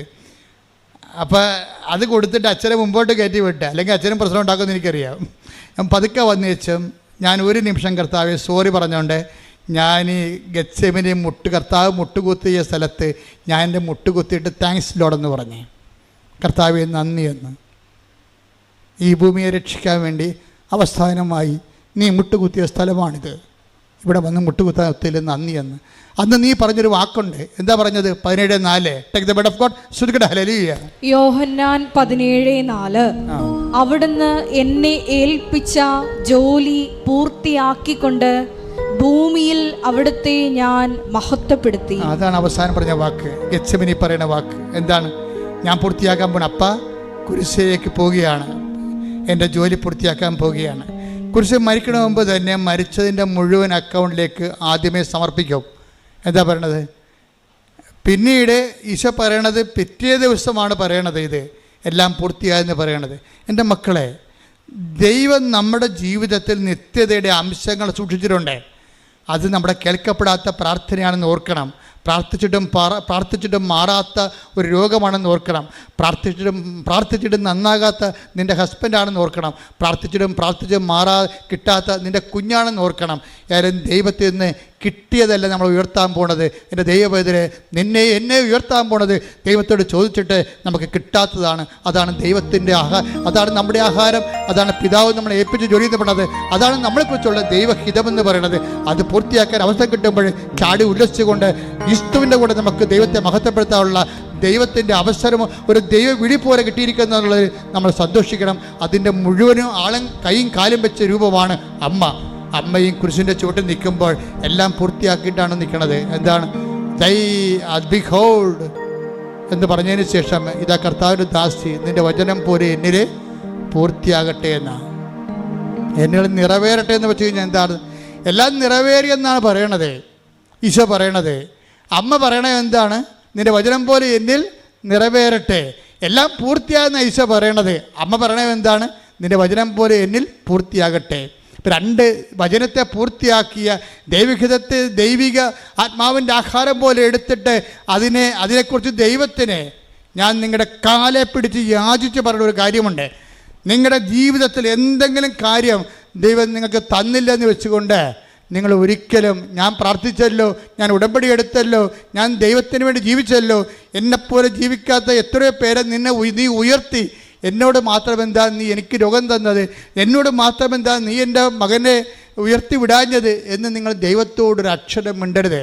ദൈവത്തോട് നമുക്ക് സംഭാഷിക്കാവുന്ന ഏറ്റവും സ്വരം കൂടിയ സംഭാഷണം എന്ന് പറയുന്നത് ഒരു മൗനമാണ്. അത് വെറും മൗനമല്ല, മറിയത്തിൻ്റെ മൗനം. കൈയടിക്കട്ടെ, ശ്രുതിക്കട്ടെ. ഹല്ലേലൂയ, ഹല്ലേലൂയ, ഹല്ലേലൂയ, ഹല്ലേലൂയ, ആരാധന, ഹല്ലേലൂയ, ശ്രുതിക്കട്ടെ. ഹല്ലേലൂയ, ഹല്ലേലൂയ, ഹല്ലേലൂയ. മഹത്വം, ആരാധന, ആരാധന, ഹല്ലേലൂയ, ഹല്ലേലൂയ. വാഗ്ദാന പേടകമേ, സ്വർഗീയ പൊന്മലരേ, കൃപാസനത്തിൻ്റെ അമ്മേ, പ്രസാദവരമാതാവേ,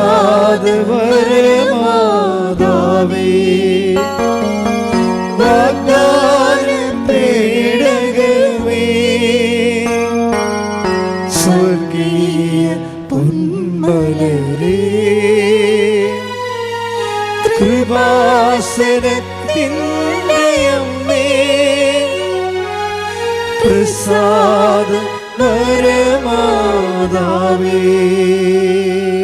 എന്നെ ഏറ്റവും കൂടെ സന്തോഷിപ്പിക്കുന്ന ഒരു വാക്ക് എന്താണെന്നറിയാവോ? കർത്താവിൻ്റെ 6:33 മത്തായിയുടെ സുവിശേഷം. എന്താ പറയണത്? ഇതൊക്കെ നിങ്ങൾക്ക് ആവശ്യമാണെന്ന് എൻ്റെ സ്വർഗസ്ഥനായ പിതാവിനെ അറിയാം. അപ്പം ഇതൊക്കെ നിങ്ങൾക്ക് ആവശ്യമാണെന്ന് എൻ്റെ എന്ന് പറഞ്ഞ ഇതൊക്കെ നിങ്ങൾക്ക് ആവശ്യമാണെന്ന് എൻ്റെ സ്വർഗസ്ഥനായ പിതാവിന് അറിയാം. നമ്മുടെ ആവശ്യങ്ങളെല്ലാം ആർക്കറിയാവുന്നതാണ്? സ്വർഗസ്ഥനായ പിതാവിന് അറിയാം. ഈശോയ്ക്ക് മാത്രമല്ല കേട്ടോ. ഞാൻ എപ്പോഴും അമ്മ പ്രത്യക്ഷപ്പെട്ടിട്ട് ദുരന്തമുണ്ടാകുമ്പോൾ പ്രാർത്ഥിക്കണമെന്ന് പറയുമ്പോൾ ഞാൻ എൻ്റെ കൂടെയുള്ള ഫസ്റ്റ് ക്രൂസിനോടൊക്കെ പറയും, ഇത് അമ്മ ഏകപക്ഷീയമായി എടുത്ത തീരുമാനമൊന്നുമല്ല. അപ്പായോട് കൺസൾട്ട് ചെയ്തിട്ടാണ്, ഈശോയോട് കൺസൾട്ട് ചെയ്തിട്ടും അപ്പായോട് കൺസൾട്ട് ചെയ്തിട്ടുമാണ് കൃപാസനത്തിൽ പ്രത്യക്ഷപ്പെട്ടിരിക്കുന്നത്. എന്താ കാര്യം? ഒരു കൊന്തയും പിടിച്ചോണ്ടോ കൊച്ചിനെയും പിടിച്ചോണ്ടൊന്നും അല്ല വന്നിരിക്കണത്. സീരിയസ് സബ്ജക്റ്റാണ് ഡീൽ ചെയ്യണത്. ദുരന്തമുണ്ടാകുമ്പോൾ പ്രാർത്ഥിക്കുന്നത്, മനുഷ്യരാശിയോട് സംസാരിക്കണത്, അത് കാണിക്കണത് കാലത്തെ നെഞ്ചിൽ ചാർത്തിക്കൊണ്ടാണ് കാണിക്കണത്. അപ്പോൾ ഇതൊരു സീരിയസ് ആണ് സഭ. അതുകൊണ്ട് തന്നെ നമ്മൾ പോകുന്ന സ്ഥലങ്ങളിലെല്ലാം ഈ പ്രത്യക്ഷീകരണത്തിൻ്റെ സന്ദേശം കൈമാറിക്കൊണ്ടേയിരിക്കണം. എന്താ കാര്യം? അതുപോലെ തന്നെ കാര്യം, ഇതൊക്കെ നിങ്ങൾക്ക് ആവശ്യമാണെന്ന് എൻ്റെ സ്വർഗസ്ഥനായ പിതാവിന് അറിയാവുന്നവൻ. അപ്പം പിതാവിനോട് ചോദിച്ചിട്ട് തന്നെയാണ് കൃപാസനത്തിൽ പ്രത്യക്ഷപ്പെട്ടത് തന്നെയാണ് ഞാൻ കരുതുന്നത്. എന്താ കാര്യം വെച്ച് കഴിഞ്ഞാൽ, നമ്മളുടെ IELTS, നമ്മുടെ കാനഡയും, നമ്മളുടെ ലോണും ഇതൊക്കെ നിങ്ങൾക്ക് ആവശ്യമാണെന്ന്, അതൊക്കെ അതിൽ രക്ഷപ്പെടട്ടെ നമുക്ക്. അതായത് എന്തെങ്കിലും കളവും വിലയായിട്ട് നടന്നൊരു കാര്യമുണ്ടോ? മര്യാദയ്ക്ക് ജീവിക്കണ്ടേ? ദൈവത്തിൻ്റെ മക്കളല്ലേ? അപ്പോൾ അതുകൊണ്ട് ദൈവത്തിൻ്റെ മക്കൾ ദൈവത്തിനെ പോലെ മാന്യമായിട്ടൂടെ ജീവിക്കണം. പിന്നെ അതിൻ്റെ അകത്തൊരു അറ്റാച്ച്മെൻറ്റ് ഉണ്ടാകരുതെന്ന് മാത്രമേ ഉള്ളൂ. നമുക്ക് മാന്യമായിട്ട് ഇവിടെ ജീവിക്കുന്നതിൽ ചില ആൾക്കാർക്ക് പറ്റുന്ന പ്രശ്നം നല്ല ആത്മാവല്ലെന്നാ ഉള്ളത്. ഈ മാന്യമായിട്ട് ജീവിക്കുന്നില്ലേ, പക്ഷെ അതായത് ഈ മാന്യമായിട്ട് ജീവിക്കാൻ വേണ്ടി നമ്മൾ ഭൗതികമായ ആനുകൂല്യങ്ങളും ഭൗതിക സാഹചര്യങ്ങളുടെ അപ്ഡേഷൻസൊക്കെ വരുത്തുമ്പോൾ ഉണ്ടാകുന്ന പ്രശ്നം, നമ്മുടെ ഈഗോയും അതിൻ്റെ കൂടെ അങ്ങ് വളരുന്നുണ്ട്. എന്നിട്ട് മറ്റുള്ളവരെക്കാൾ നമ്മൾ കേമന്മാരാണെന്ന് അവിടെ മേൽ അടിച്ചേൽപ്പിക്കുന്നുണ്ട്. അതാണ് പ്രശ്നം. നിങ്ങൾക്കറിയാവില്ല, ചില സ്നേഹം പോലും, അമിതമായ സ്നേഹമെന്ന് പറയണത് അമിതമായ അധികാരമാണ്. അതാണ് വിഷയം. അതുപോലെ തന്നെയാണ് ഇതിനകത്ത് വരണത്. എന്ന് വെച്ച് കഴിഞ്ഞാൽ അതുപോലെ തന്നെ സംഭവിക്കുന്നതാണ്. നമ്മൾക്ക് ഒരു കാര്യത്തോട് അറ്റാച്ച്മെൻ്റ് ഉണ്ടെങ്കിൽ അതിൻ്റെ അർത്ഥം, അതിൻ്റെ ഓപ്പോസിറ്റ് ദൈവത്തോട് ഡിറ്റാച്ച്മെൻ്റ് ഉണ്ടെന്ന് അതിൻ്റെ അർത്ഥം. അതുകൊണ്ടാണ് പ്രണയത്തേക്ക് ഞാൻ കണ്ണുടച്ച് അങ്ങോട്ട് സപ്പോർട്ട് ചെയ്യാത്തതിൻ്റെ കാര്യം അതാണ്. പ്രണയത്തേക്ക് ഞാൻ കണ്ണുടച്ച് സപ്പോർട്ട് ചെയ്യാത്ത കാരണം ആത്മീയ അപകടം അതിലുള്ളത് കൊണ്ടാണ്. കാര്യം നിങ്ങൾ ദൈവത്തിന് കൊടുക്കുക. പള്ളി വന്നാലും നിങ്ങൾ എന്ത് ചെയ്യും? പള്ളി എത്രയും വേഗം പള്ളി അവസാനിപ്പിച്ചിട്ട് സിമിത്തേരിയിൽ പോയി ആണും പെണ്ണും കൂടി കുരിശിൻ്റെ ചവിട്ടിരുന്നുകൊണ്ട് അമ്മേനെ ചത്തവൻ്റെ കുരിശ് ചാരിന്നുകൊണ്ട് സംസാരിക്കും. അതാണ് പ്രശ്നം. എന്നുവെച്ചാൽ ദൈവത്തിന് കൊടുക്കേണ്ട സ്ഥലത്ത് ദൈവത്തിന് കൊടുക്കാതെ നിങ്ങളുടെ ബോഡി മാംസളമായ കാര്യങ്ങൾക്ക് വേണ്ടി ദൈവത്തിന് നിങ്ങൾ ഡീപ്രമോട്ട് ചെയ്യും. അതുകൊണ്ടാണ് ഞാൻ ഇങ്ങനെയുള്ള പരിപാടികൾ കുടുംബ പ്രാർത്ഥനയ്ക്ക് വിളിക്കുമ്പോൾ വരാം, അവളിങ്ങനെ കമന്ന് കിടന്നുകൊണ്ട് മൊബൈൽ വെച്ചുകൊണ്ട് ചോറുണ്ടാ കുളിച്ചാൽ അതൊക്കെ ചോദിച്ചുകൊണ്ടിരിക്കുകയാണ്. എപ്പോഴാണ് എല്ലാതും ചോദിക്കണത് ഇത് തന്നെയാണ് കുളിച്ചാന്ന്. അവൻ അടുത്ത് വരുമ്പോൾ ഇവർക്ക് മണമായിരിക്കും. അതുകൊണ്ടാണ് കുളിച്ചാന്ന് ചോദിക്കണത്. എന്ത് വേണ്ട. അപ്പോൾ ഇത് ഈ പ്രാർത്ഥനയുടെ ദൈവത്തോട് സംസാരിക്കേണ്ട സമയത്ത് ഇവള് കുളിച്ചിട്ട് തന്നെ വർഷങ്ങളായി, ഇത് അവൻ കുളിച്ചാന്ന് ചോദിച്ചുകൊണ്ടിരിക്കുകയാണ്. അതെന്താ പ്രോബ്ലം എന്ന് വെച്ച് കഴിഞ്ഞാൽ, ഞാൻ പറഞ്ഞതിൻ്റെ അർത്ഥം നിങ്ങൾക്ക് മനസ്സിലായ, ഈ പ്രേമത്തിൻ്റെ സംഭവം ബാക്ടീരിയ വൈറസ് തലക്കടിച്ച് കഴിഞ്ഞാൽ ശരിക്കും പറഞ്ഞാൽ പിന്നെ ഒരു ഫോബിയ ഉണ്ടാവും. ഈ പേപ്പട്ടിയുടെ തലയിൽ വൈറസ് കയറി കഴിഞ്ഞാൽ വെള്ളം കണ്ട അറച്ചറച്ച് മാറും. അതുപോലെ അറ്റാച്ച്മെൻറ്റ് കൂടിക്കഴിഞ്ഞാൽ പ്രാർത്ഥന കാണുമ്പോൾ അറച്ചറച്ച് മാറും. അതാണ് വിഷയം.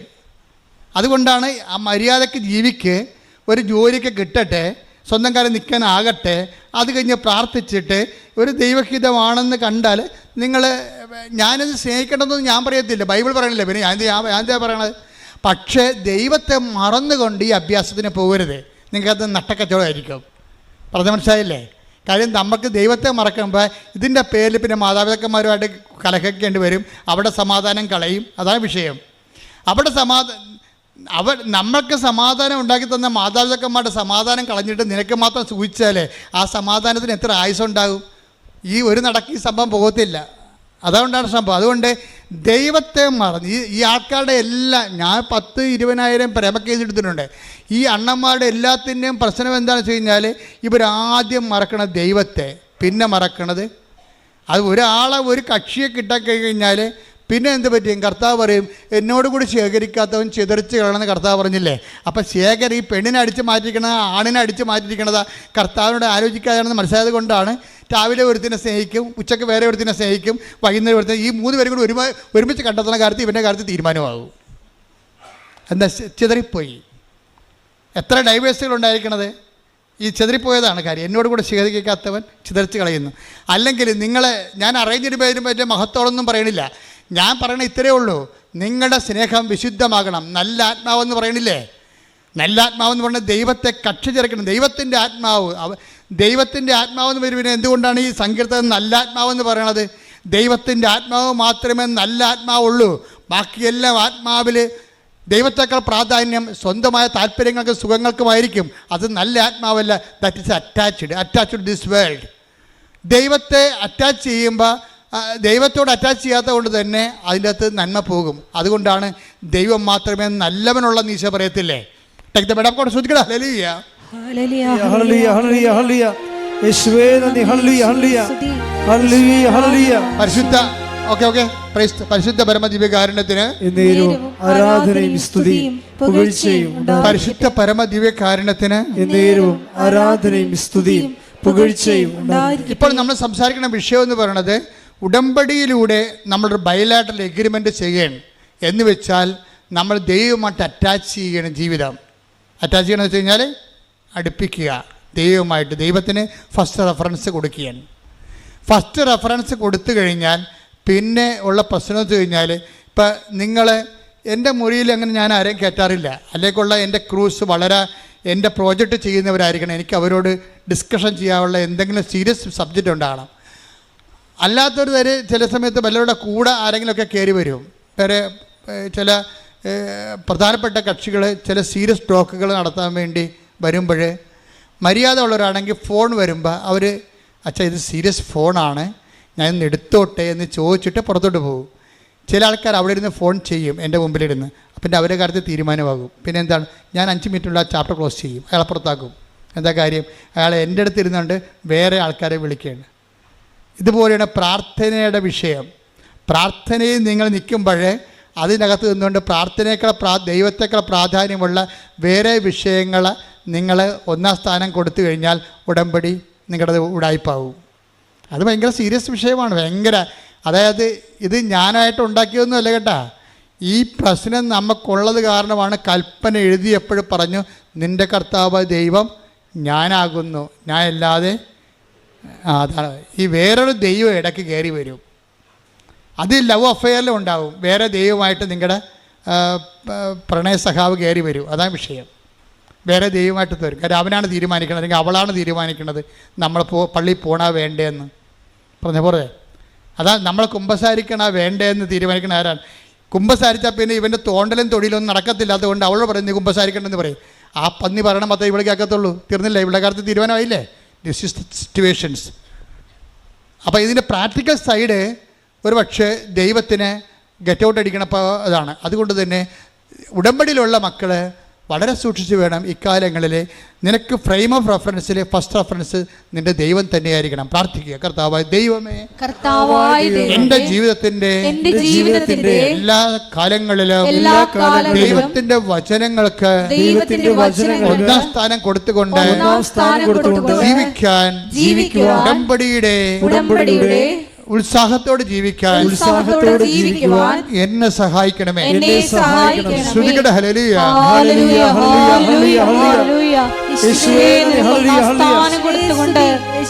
ഏത് കാലാവസ്ഥകളിൽ മുന്നേറുവാൻ ആരാധനയിലൂടെ ഞങ്ങളെ അഭിഷേകം ചെയ്യണമേ. ഹല്ലേലൂയ, ഹല്ലേലൂയ, ഹല്ലേലൂയ. ഹല്ലേലൂയ. ആരാധന, ആരാധന യേശുവേ, ആരാധന, ആരാധന, ആരാധന സ്നേഹമേ, ആരാധന. പരിശുദ്ധ പരമദിവ്യകാരുണ്യത്തിന് നേരവും ആരാധനയും സ്തുതിയും പുകഴ്ചയും ഉണ്ടായിരിക്കട്ടെ. ഇത്രയും നേരം കർത്താവ് നിങ്ങളോട് എന്നോട് സംസാരിച്ചത്, ഏതെങ്കിലും വിഷയത്തിൽ ടൈം ലാഗ് ചെയ്യുന്നുണ്ടെങ്കിൽ അത് കിട്ടണത് വരെ അത് ദൈവഹിതമായിട്ട് തന്നെ നീ കണക്കാക്കണം. You got the point. മനസ്സിലായില്ലേ? ഏതെങ്കിലും കാര്യത്തിൽ നിങ്ങൾക്കറിയാം ഇത് കൃപാസനമാണ്. ഈ ഭൂമിക്ക് മുകളിൽ ഒരു ദിവസം മുഴുവനും നിന്ന് സാക്ഷ്യം പറയുന്ന ലോകത്തിലെ ഏക ഇടമാണിത്.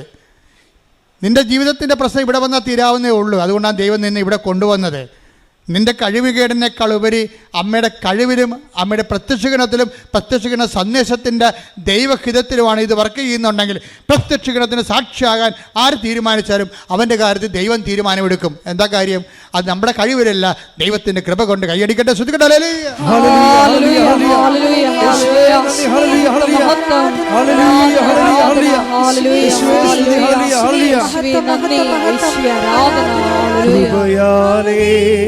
കൃപയാലേ, കൃപയാൽ അനുദിനവും, കൃപയാലേ, കൃപയാലേ, കൃപയാൽ അനുദിനവും.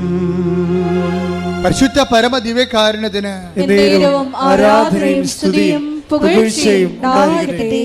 അതുകൊണ്ട് ഞാൻ നിങ്ങളോട് വളരെ വിനയത്തോടെ അപേക്ഷിക്കുകയാണ്, ഒരു കാരണവശാലും ദൈവത്തിനോട് എതിർത്ത് ഒരു വാക്കും പറയരുത്. ഇൻ കേസ് അങ്ങനെ പറഞ്ഞാൽ പോലും സോറി പറയണം. എന്താ കാര്യത്തിൽ? അമ്മ ഒരിക്കലും ഈശോയോട് ചോദിച്ചായിരുന്നു, ഈശോ നീ എന്തിനാ ഞങ്ങളോട് ഇങ്ങനെ ചെയ്തത്? കാര്യം കാണാതെ പോയില്ലേ. അപ്പോൾ ദേവാലയത്തിൽ പോയി ഒരു ദിവസത്തിന് ശേഷമല്ലേ അമ്മ കണ്ടുമുട്ടിയത്. അപ്പോൾ അമ്മയ്ക്ക് ഭയങ്കര വിഷമമായി.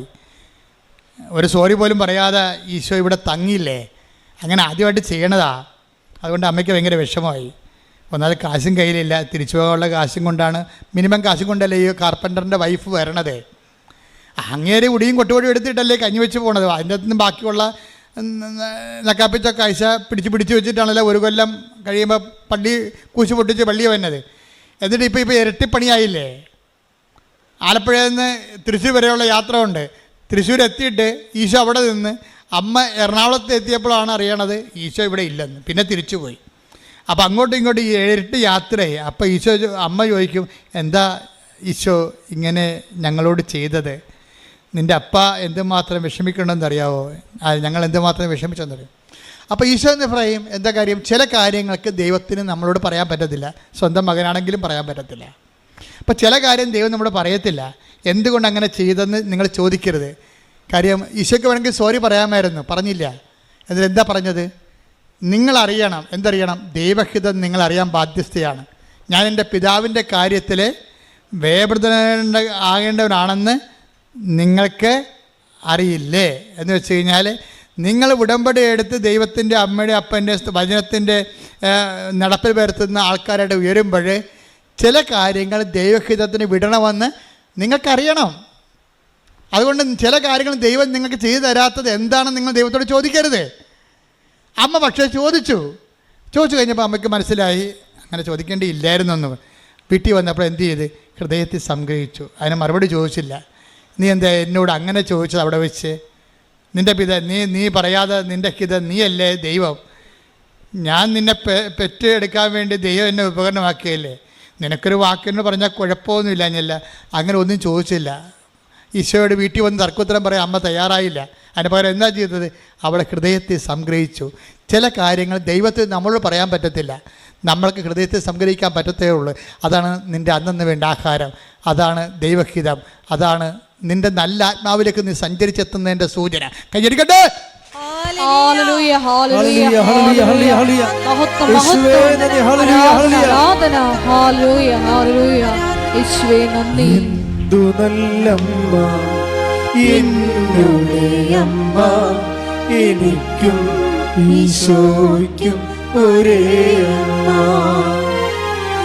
എന്തു നല്ലമ്മ എന്നുടെ അമ്മ, എനിക്കും ഈശോയ്ക്കും ഒരേ അമ്മ. പരിശുദ്ധ പരമദിവ്യകാരുണ്യത്തിന് എന്നേരവും ആരാധനയും സ്തുതിയും പുകഴ്ചയും പരിശുദ്ധ ഉണ്ടായിരിക്കട്ടെ. പരമദിവ്യകാരുണ്യത്തിന് എന്നേരവും ആരാധനയും സ്തുതിയും പുകഴ്ചയും ഉണ്ടായിരിക്കട്ടെ. ഇതിന് മക്കളെ, whatever happens to us, എല്ലാ സമയങ്ങളും നിങ്ങൾ ദൈവത്തോട് പ്രാർത്ഥിക്കേണ്ടത്, ഉടമ്പടിയിൽ പുതുക്കി കഴിഞ്ഞാൽ ഒരു നിയോഗം വെക്കേണ്ടത് എന്താണെന്നറിയാവോ? കർത്താവെ, സമയത്തും അസമയത്തും സുവിശേഷം പ്രസംഗിക്കണമെന്ന് എന്നോട് പറഞ്ഞിട്ടുണ്ട്. സമയത്തും അസമയത്തും സുവിശേഷത്തിൻ്റെ ചൈതന്യം ഉൾക്കൊള്ളാൻ എന്നെ സഹായിക്കണമേ. ടേക്ക് ദ ബെഡ് ഫോർ സമയത്തും അസമയത്തും സുവിശേഷം പ്രസംഗിക്കുക. ശ്രുതികട ഹല്ലേലൂയ ഹല്ലേലൂയ ഹല്ലേലൂയ ഹല്ലേലൂയ ഹല്ലേലൂയ. യേശുവേ നന്ദി. ഹല്ലേലൂയ ഹല്ലേലൂയ ഹല്ലേലൂയ ഹല്ലേലൂയ ഹല്ലേലൂയ. യേശുവേ ആരാധന ആരാധന ആരാധന. യേശുവേ നന്ദി. മഹത്വം മഹത്വം മഹത്വം. ഹല്ലേലൂയ ഹല്ലേലൂയ. 2 തിമോത്തിയോസ് 4:2. 2 തിമോത്തി 4:2. വചനം പ്രസംഗിക്കുക, വചനം പ്രസംഗിക്കുക. സാഹചര്യങ്ങൾ അനുകൂലമാണെങ്കിലും അല്ലെങ്കിലും ജാഗരൂകതയോടെ വർത്തിക്കുക. മേ ബി, അതായത് നമ്മളെ സംബന്ധിച്ചിടത്തോളം ഉടമ്പടി എടുത്തു കഴിഞ്ഞാൽ പിന്നെ നമ്മുടെ ഓപ്ഷൻ എന്ന് പറയുന്നത് വചന കൈമാറ്റമാണ്. ചിലപ്പോൾ അനുകൂല സാഹചര്യം വരും, ചിലപ്പോൾ പ്രതികൂല സാഹചര്യം വരും. നിങ്ങൾക്ക് സുവിശേഷത്തിനൊരു നിലപാടുണ്ട്. ഇപ്പം സുവിശേഷം ഏക കൊടുക്കുക, സാഹചര്യം അനുകൂലമാണെങ്കിലും അല്ലെങ്കിലും. അതുപോലെ തന്നെയാണ് സുവിശേഷത്തിന് സാക്ഷ്യമാകുക, സാഹചര്യം അനുകൂലമാണെങ്കിലും അല്ലെങ്കിലും. ഒന്ന് പറഞ്ഞ്, സുവിശേഷത്തിന് സാക്ഷ്യമാവുക, സുവിശേഷത്തിന് സാക്ഷ്യമാവുക, സാഹചര്യം അനുകൂലമാണെങ്കിലും അല്ലെങ്കിലും. ഇതിന് രണ്ടിനും ആത്മീയമായിട്ട് ഒരേ വാല്യൂ ആണ്. അനുകൂല സാഹചര്യത്തിൽ നീ സുവിശേഷത്തിന് സാക്ഷിയാകണതിനും 10 മാർക്കുണ്ട്. പ്രതികൂല സാഹചര്യത്തിൽ നീ സുവിശേഷം സാക്ഷിയാകണതിന് ചിലപ്പോൾ 15 മാർക്ക് കിട്ടുമെന്ന് വരാം. അപ്പോൾ സാഹചര്യത്തെ സംബന്ധിച്ചിടത്തോളം നല്ല പ്രധാനപ്പെട്ട സാഹചര്യം എന്ത് സംഭവിക്കാം. ചിലപ്പോൾ നീ ഒരു ഭർത്താവ് മരിച്ച വിധവയായിരിക്കാം. ചിലപ്പോൾ നീ 2 അബോർഷൻ കഴിഞ്ഞിട്ടുള്ള ഇങ്ങനെ കൂടെ അബോർഷൻ ടെൻഡൻസി കാണിക്കുന്ന ഒരു ഗർഭപാത്രമൊക്കെ നിനക്കുള്ളത്. സാഹചര്യം എന്തുമാകാം നിൻ്റെത്. പക്ഷേ ഇതെല്ലാം കഴിഞ്ഞിട്ട് വയറെ പൊത്തി പിടിച്ച് ദൈവത്തിൻ്റെ തന്തയ്ക്ക് വിളിച്ചിട്ട് കാര്യമില്ല. എന്താ ചെയ്യേണ്ടത്? കർത്താവേ, ഞാൻ നിൻ്റെ മുമ്പിലൂടെ പോവുകയാണ്. കാര്യം ഉടമ്പടി ചെയ്യുമ്പോൾ ആദ്യം പറഞ്ഞത് എന്താണ്? ദാവീദ് പറഞ്ഞതും എബ്രഹാം പറഞ്ഞതും ഒരു കാര്യമാണ്. എന്താണ്? ദാവീദിനോട് എബ്രഹാത്തിനോട് ദൈവം പറഞ്ഞത് എന്താണ്? നീ എൻ്റെ മുമ്പാകെ ഉണ്ടാകണം, സാഹചര്യം അനുകൂലമായാലും പ്രതികൂലമായാലും. മനസ്സിലായോ? വേറെ കണ്ടവൻ്റെ പുറകെ മുമ്പേ പോയി നിൽക്കരുതെന്ന് അർത്ഥം. Take the bed for 17:3. ശ്രുതികട ഹല്ലേലൂയ. ഉൽപ്പത്തി 17:1. അബ്രാമിന് 99 വയസ്സായി കർത്താവ് പ്രത്യക്ഷപ്പെട്ട് അവനോട് അരുളി ചെയ്തു, സർവശക്തനായ ദൈവമാണ് ഞാൻ, എന്റെ മുമ്പിൽ വ്യാപരിക്കുക, കുറ്റമറ്റവനായി വർത്തിക്കുക. ഇതിന്റെ വിഷയം എന്ന് വെച്ച് കഴിഞ്ഞാൽ, whatever happens to you, പക്ഷെ നീ എൻ്റെ മുമ്പിൽ തന്നെ ഉണ്ടാകണം. Because I am almighty God. ഞാൻ ദൈവമാണെന്നല്ല പറഞ്ഞത്. എന്താ കാര്യം? സർവശക്തനാണ്. നിൻ്റെ സാഹചര്യത്തെ എന്ത് വേണമെങ്കിലും അങ്ങോട്ടും ഇങ്ങോട്ടും ചേഞ്ച് ചെയ്യാൻ I can do it. So എൻ്റെ മുമ്പിൽ തന്നെ നീ ഉണ്ടാകണം. എന്ന് വെച്ചാൽ നമ്മുടെ സാഹചര്യം അനുകൂലമായാലും പ്രതികൂലമായാലും നമ്മൾ ദൈവത്തിൻ്റെ തിരുസന്നിധി ഉണ്ടാകണം. അല്ലാതെ ഇന്ന് കൊച്ചു സൈക്കിളെ ഇടിച്ച് അല്ലെങ്കിൽ മകളെ പട്ടി കടിച്ചെന്ന് പറഞ്ഞ് ഇന്ന് കുടുംബപ്രാർത്ഥന വേണമെന്ന് പറയരുത്. നീ ദൈവത്തിന് മുമ്പിലല്ല. അപ്പോഴും ഇന്ന് നമ്മൾ ഉടമ്പടി എടുത്തിട്ട് അപ്പോൾ നമ്മൾ പച്ചത്തിരി കത്തിക്കുമ്പോൾ തന്നെ ഭർത്താവ് അവിടെ കിടന്ന് 2 സ്മോളൊക്കെ വിട്ടിട്ട് അവിടെ കിടന്ന് പറയും, പച്ചത്തിരി കത്തിച്ച് കൊച്ചിനെ പട്ടി കടിച്ചെന്ന് പറയും. ആ ഭ്രാന്തൻ എന്തെങ്കിലും പറയട്ടെ, you don't mind about it. കാരണം നിന്നോട് എന്താ പറഞ്ഞിരിക്കണത്? എന്താ പറഞ്ഞിരിക്കണത്? നീ സാഹചര്യം അനുകൂലമായാലും എന്താണ്, നീ എൻ്റെ മുമ്പിൽ തന്നെ ഉണ്ടാകണം. അപ്പം നീ പ്രാർത്ഥിക്കണത് എന്താണ്? പ്രാർത്ഥിച്ചേ, കർത്താവേ ഉടമ്പടി പ്രകാരം എന്റെ സാഹചര്യം പ്രതികൂലമായാലും ഉൽപ്പത്തി 17:1 അനുസരിച്ചുകൊണ്ട് നിന്റെ മുമ്പിൽ തന്നെ ഉണ്ടാകാൻ എന്നെ അഭിഷേകം ചെയ്യണം.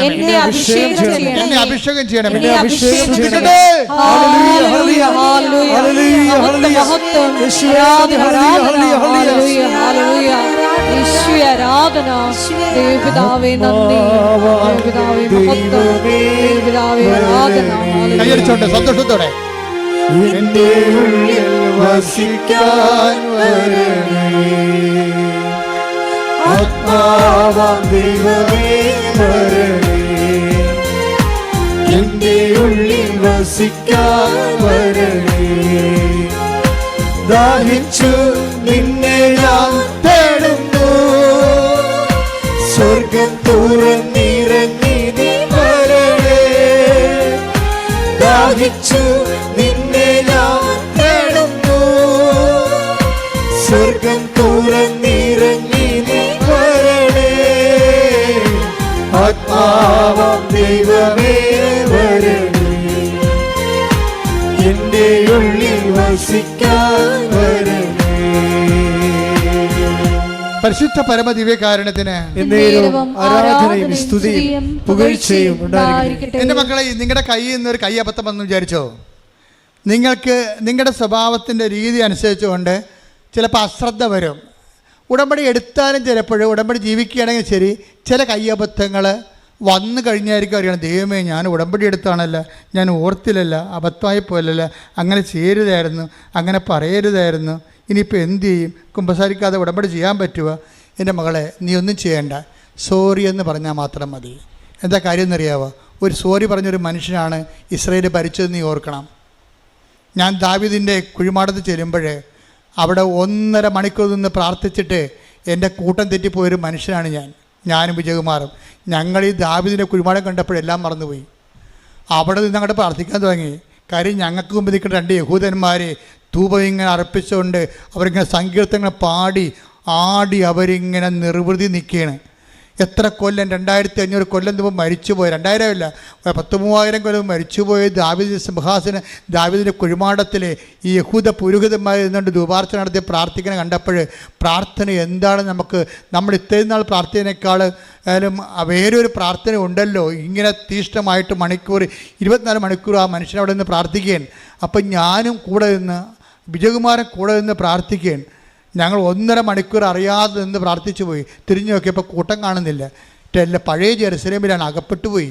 പിന്നെ ഞാൻ കൊന്തയല്ലി ആണ് ആ പണ്ടി ടെല്ലവീവിലേക്ക് ജെറുസലേമിലേക്ക് കണ്ടുപിടിച്ചത്. കൊന്തയല്ലി 1.5 മണിക്കൂർ നടന്നു പോയപ്പോൾ അതിൻ്റെ അത് പെട്ടുപോയി, പിന്നെ രക്ഷപ്പെടാൻ പാടില്ല. പക്ഷെ മാതാവ് കൂടെ ഉണ്ടായിരുന്നു. എനിക്ക് ഞാൻ കാറിൽ പോകുമ്പോൾ അമ്മയോട് പറഞ്ഞു, അമ്മേ ഞാൻ ഹോട്ടലിൽ നിന്ന് ഇറങ്ങിയപ്പോൾ വണ്ടി ഏതാണെന്ന് കണ്ടില്ല, അതിൻ്റെ ഡിസൈൻ അറിഞ്ഞില്ല, അതിൻ്റെ പേരറിയാൻ പാടില്ല. ഞങ്ങളെ കൊണ്ടുവന്ന ഞങ്ങൾക്ക് ഈ 16 ലൈൻ റോഡാണ്, നമ്മുടെ 4 ലൈനല്ല 16 ലൈൻ റോഡാണ്. അങ്ങോട്ടും ഇങ്ങോട്ടും വണ്ടി ഇങ്ങനെ നൂല് പോലെ ഇങ്ങനെ പാകിയിട്ടിരിക്കുകയാണ്. അതിൻ്റെ ഇടയ്ക്ക് ഈ വണ്ടി ഇവിടെ പോയി.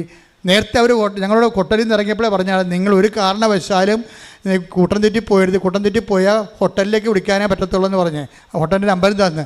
ഹോട്ടൽ 90 കിലോമീറ്റർ അകലെയാണ്.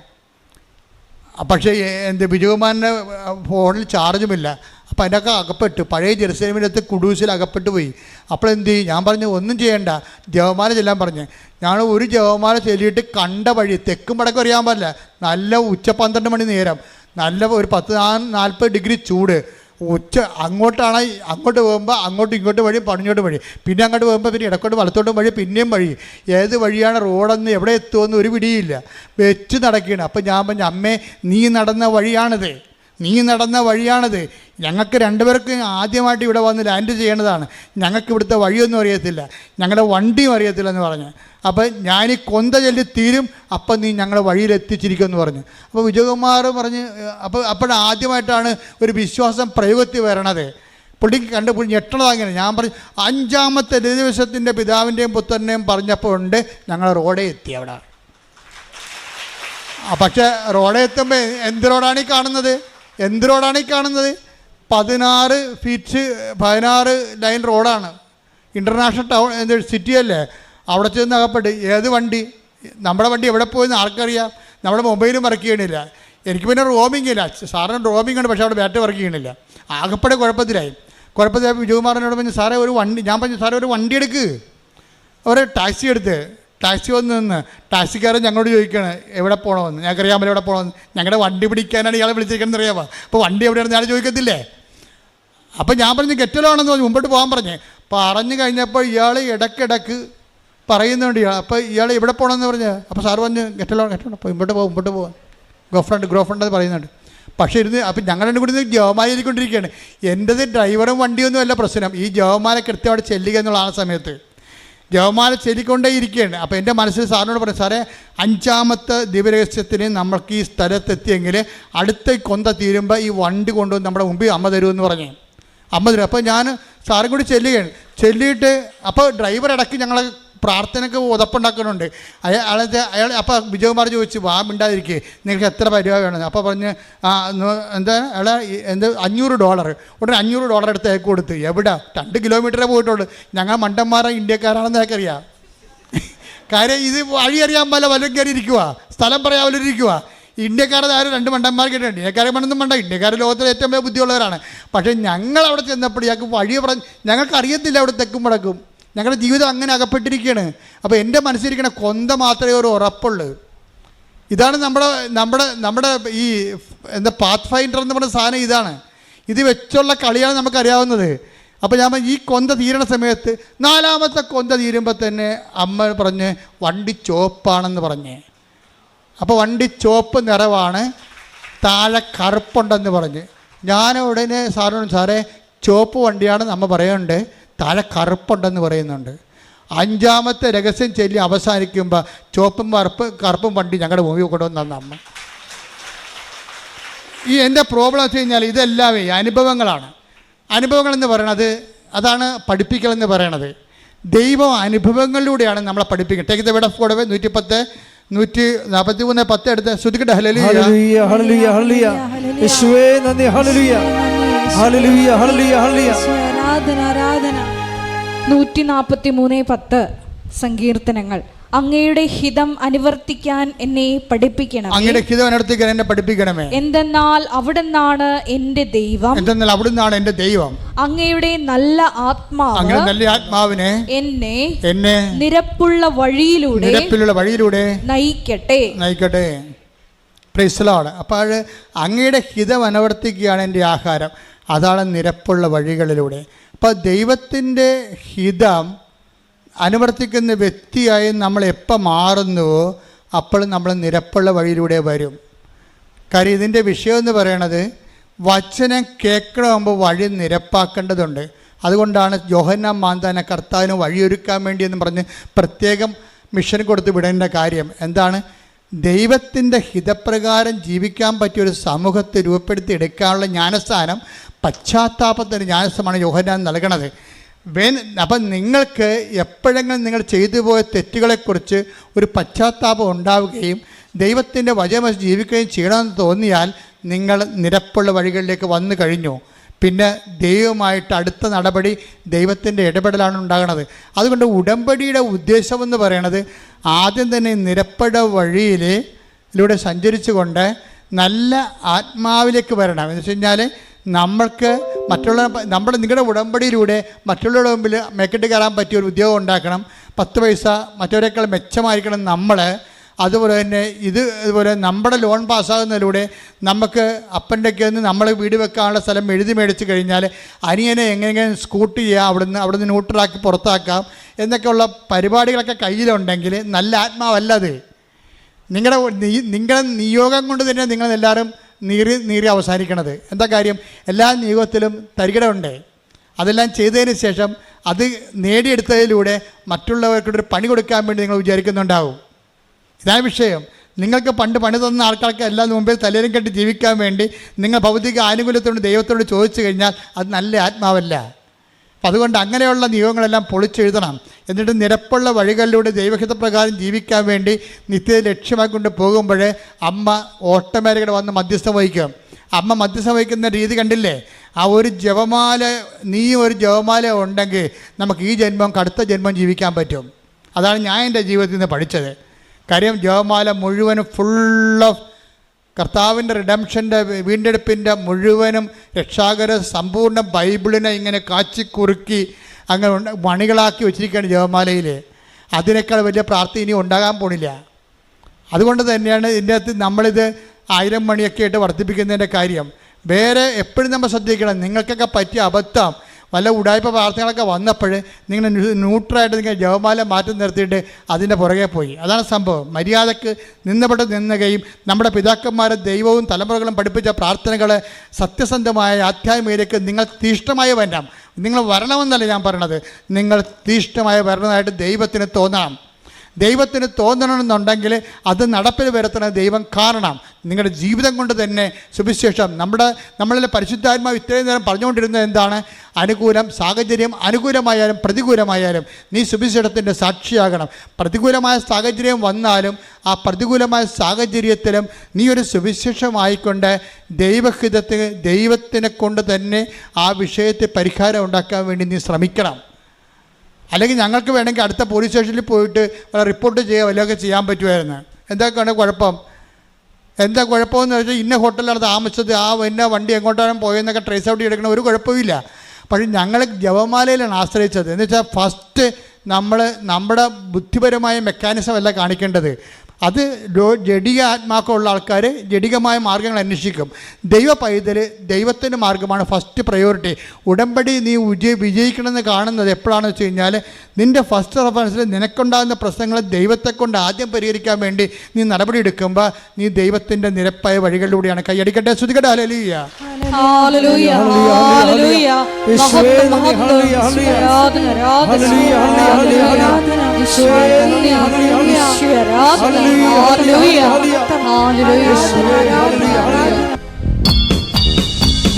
അടിച്ച്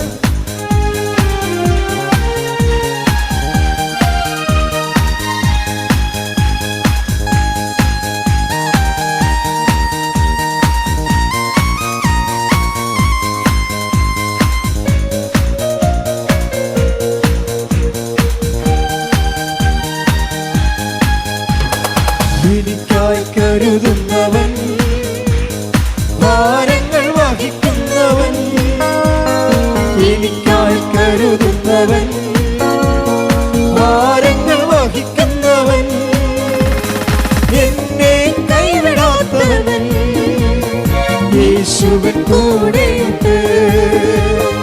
എന്നെ കൈവിടാത്തവൻ, യേശുവിൻ കൂടെയുണ്ട്. പരീക്ഷ എന്റെ ദൈവം അനുവദിച്ചാൽ പരിഹാരം എനിക്കായി കരുതിയിട്ടുണ്ട്. പരീക്ഷ എന്റെ ദൈവം അനുവദിച്ചാൽ പരിഹാരം എനിക്കായി കരുതിയിട്ടുണ്ട്. എന്തിനെന്ന് ചോദിക്കില്ല ഞാൻ, എന്റെ നന്മയ്ക്കായെന്നറിയുന്നു ഞാൻ. എന്തിനെന്നു ചോദിക്കില്ല ഞാൻ, എന്റെ നന്മയ്ക്കായെന്നറിയുന്നു ഞാൻ. സ്തുതിക്കട്ടെ. ഹല്ലേലൂയ, ഹല്ലേലൂയ, ഹല്ലേലൂയ, ഹല്ലേലൂയ, വചനങ്ങളെ പറ്റി ഞങ്ങൾ ധ്യാനിക്കുന്നു. ആത്മാവിനാൽ നയിക്കപ്പെടുവാൻ എപ്പോഴും നിന്റെ ഹിതം അനുവർത്തിക്കുവാൻ ആരാധനയിലൂടെ ഞങ്ങൾ അഭിഷേകം ചെയ്യണമേ. ആരാധന, ആരാധന. ഹല്ലേലൂയ, ഹല്ലേലൂയ, ഹല്ലേലൂയ, ഹല്ലേലൂയ. മഹത്വം, മഹത്വം. വിരിതിയിൽ വീണാലും അവിടെ ഞാൻ ഏകനല്ല. വിരിതിയിൽ വീണാലും അവിടെ ഞാൻ ഏകനല്ല. വീഴുന്നത് തീയിലല്ല, എന്റെ യേശുവിൻ കരങ്ങളിലാ. വീഴുന്നത് തീയിലല്ല, എന്റെ യേശുവിൻ കരങ്ങളിലാ. കൈകൾ ഉയർത്തിയടിച്ച് പരീക്ഷ എന്റെ ദൈവം അനുവദിച്ചാൽ പരിഹാരം എനിക്കായി കരുതിയിട്ടുണ്ട്. പരീക്ഷ എന്റെ ദൈവം അനുവദിച്ചാൽ പരിഹാരം എനിക്കായി കരുതിയിട്ടുണ്ട്. എന്തിനെന്നു ചോദിക്കില്ല ഞാൻ, എന്റെ നന്മയ്ക്കായെന്നറിയുന്നു ഞാൻ. എന്തിനെന്നു ചോദിക്കില്ല ഞാൻ, എന്റെ നന്മയ്ക്കായെന്നറിയുന്നു ഞാൻ. സ്തുതിക്കട്ടെ. ഹല്ലേലൂയ. യേശുവേ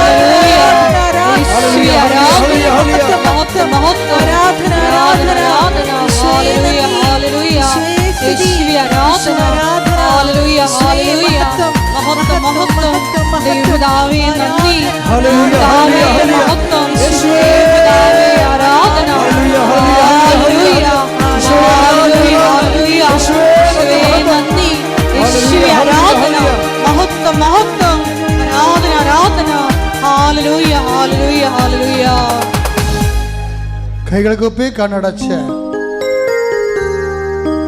ഒരു നിമിഷം നിങ്ങളുടെ ജീവിത അവസ്ഥകളെ അമ്മയുടെ മധ്യസ്ഥത്തിൽ ഈശോയുടെ നാമത്തിൽ ഓർക്കുക. കണ്ണുകൾ കൂപ്പി കൈകളടച്ച്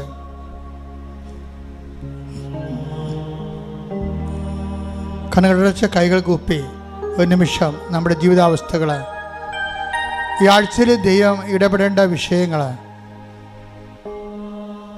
പരിശുദ്ധ അമ്മയുടെ മാധ്യസ്ഥത്തിൽ ഈശോയ്ക്ക് സമർപ്പിക്കുക.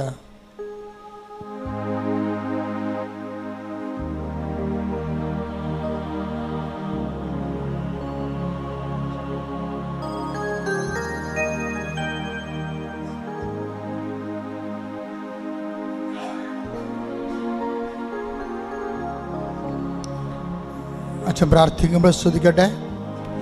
കർത്താവ് നിന്റെ ഉന്നതമായ നാമത്തിന് സ്വസ്ഥം ചെയ്യുന്ന കർത്താവ് നിന്റെ ഉന്നതമായ നാമത്തിന് സ്വസ്ഥം ചെയ്യുന്നു. കർത്താവ് നിന്റെ വിശുദ്ധ പൗരോഹിത്യത്തെ മഹത്വപ്പെടുത്തണമേ. കർത്താവ് സഭയിലുള്ള സാന്നിധ്യം പ്രകടമാക്കണമേ. 38 കൊല്ലം ഞാൻ അർപ്പിച്ച കൃപാനയുടെ യോഗ്യതയാൽ കൃപാസ്ഥാനത്താലെ ജീവനോടെ പ്രത്യക്ഷപ്പെട്ട പരിശുദ്ധ അമ്മയുടെ മാധ്യസ്ഥത്തിലെ ഈ തീർത്ഥാടനത്തിൽ പ്രാർത്ഥിക്കുന്നവരുടെ മേൽ, ഓൺലൈനിൽ പ്രാർത്ഥിക്കുന്നവരുടെ മേലെല്ലാം കർത്താവിൻ്റെ തിരുമുറിവാർന്ന വലതുകരം സ്പർശിക്കട്ടെ. ശ്രുതിക്കട്ടെ.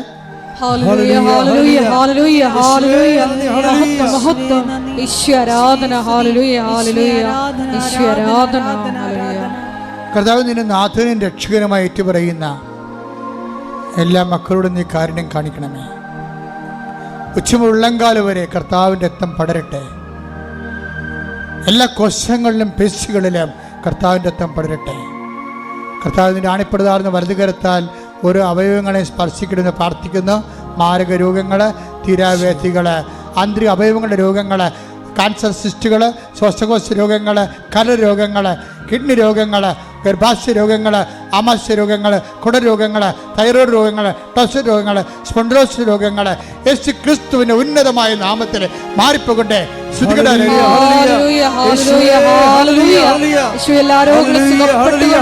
ഈശോയുടെ നാമത്തെ ഈ ആരാധനയിലൂടെ വീണ്ടും വീണ്ടും മഹത്വപ്പെടുത്തണമേ. സദയം തുടരേ സുഖമായിടും എൻ്റെ ഉള്ളം.